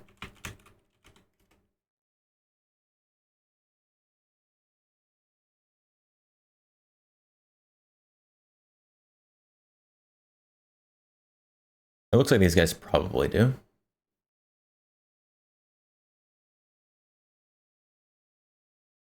Suppressors, shop now.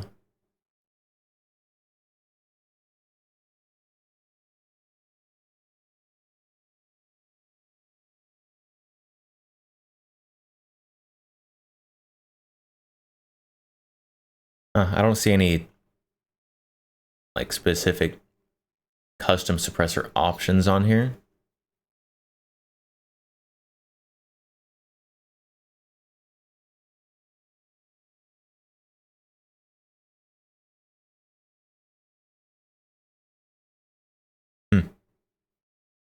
All Silencer Central Banish projects permanently discontinued. Rip. Rip.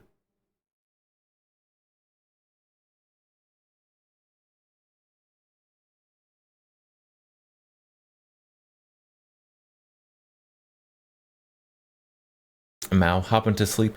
Good night, Mao. Sleep well.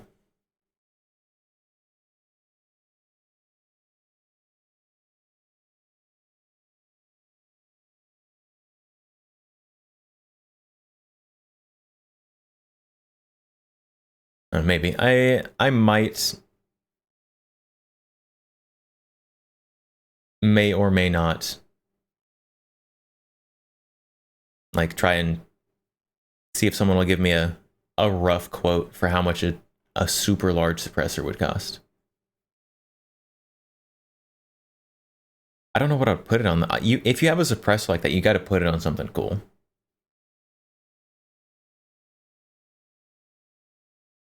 I don't know what I have that would be worthy of the extra chunky suppressor.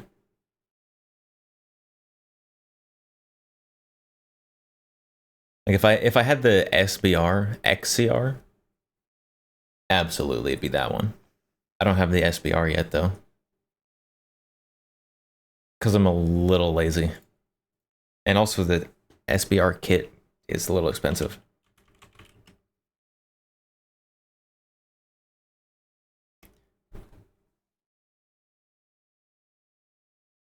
What suppressor? Not a specific suppressor, just a in general super large chunky suppressor.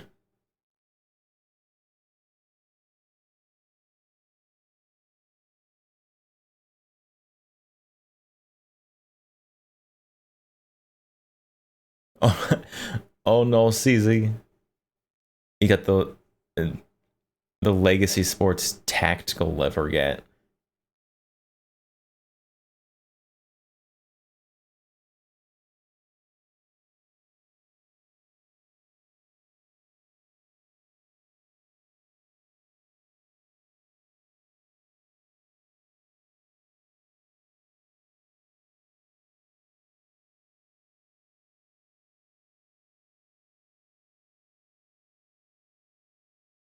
Bullpup for sure.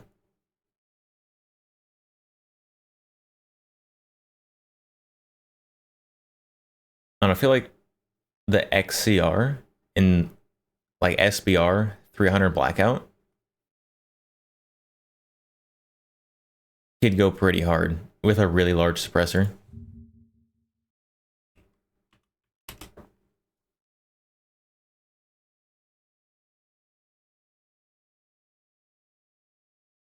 So like this guy, right?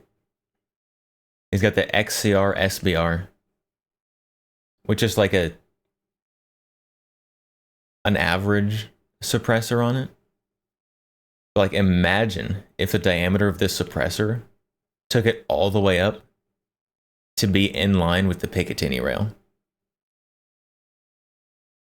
Just a huge suppressor on there.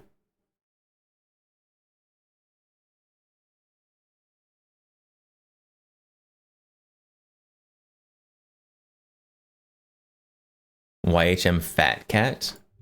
I want it long though.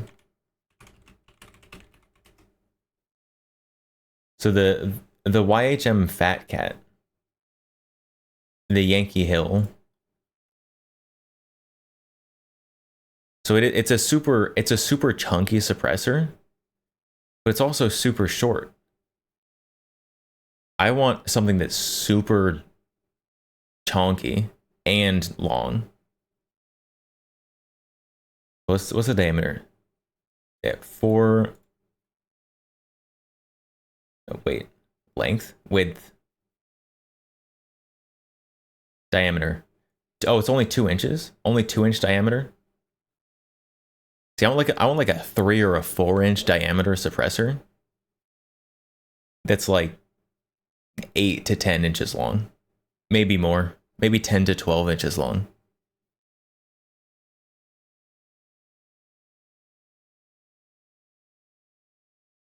Just something that's like just obnoxiously and ridiculously large. A Pringles can suppressor? Yes. Like at minimum Pringles can size.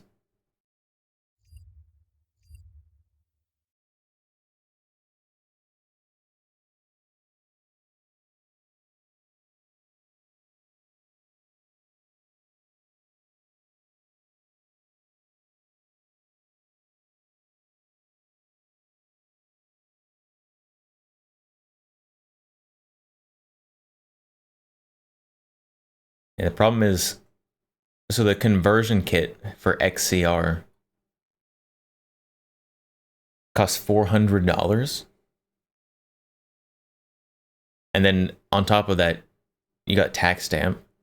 So that's $600, which in comparison to the price of the whole gun, is not bad.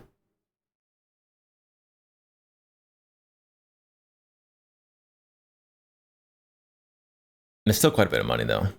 That's quite a bit of money. Steel would be ideal.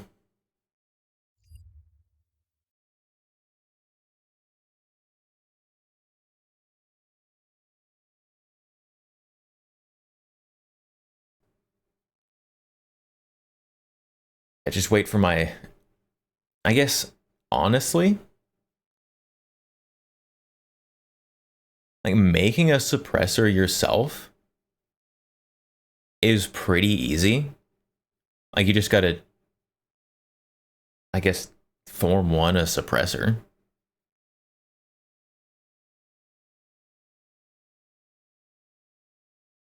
But building a suppressor yourself is pretty easy. As long as you're not making like, you know, fancy like 3D printed titanium flow through suppressor.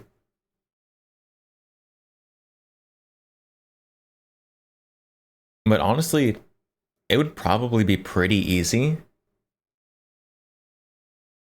to make like a modular suppressor out of various like threaded, just like steel pipes pretty much. That'd probably be relatively easy. Probably weigh it like 1,000 pounds, but probably look cool.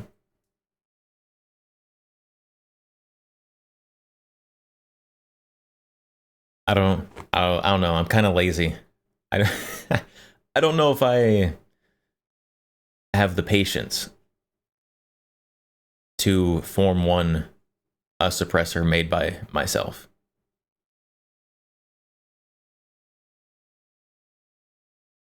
Would be an interesting project though. And I don't there's nothing on Twitch. I'm not aware of any TOS against building an NFA item.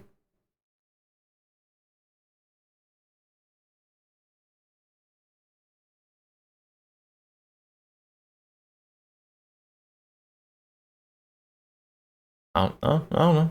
Might play with that idea as well. I'm probably not going to play with that idea too much. I'm going to be perfectly honest. Not going to play with that too much. It'd be an interesting project though.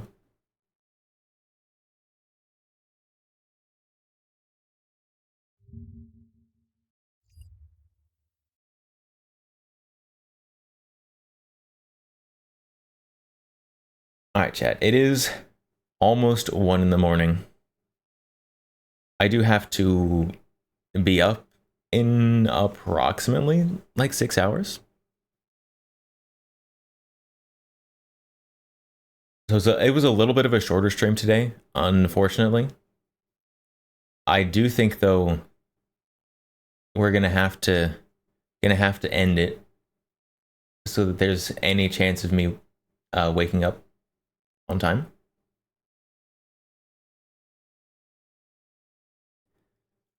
So let us see if there's anyone to raid. Let's see, Megalum. Megalum is on. Oh, Megalum is on doing hand cam gun things. Yes. Yes, join us. More guns cam streamers. Alright, we're gonna raid Megalum.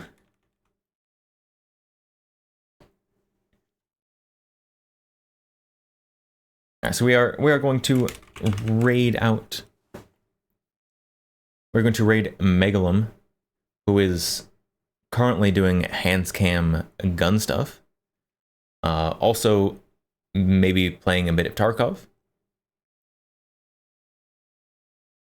And both of those things are pretty cool. Particularly the guns. I will be back on Wednesday. So until next time, I will see y'all next time. Oh, raid message. Helps if I can spell raid. Holy. Abandoned forever. It's okay, chat. I'm going to get milk, but I'll be back. Don't worry. I'm not going to be gone forever. So we are going to raiding Megalum. I will be back on Wednesday at regular stream time. So probably around like 9 Central. And yeah. Until next time. I'll see you next time. Goodbye, Ferocious, Matilda, CZ Raleigh, Not the BAFTA, Lalo. Ferocious, you might have gotten 2 goodbyes. Anyone else hanging about, lurking? I appreciate you.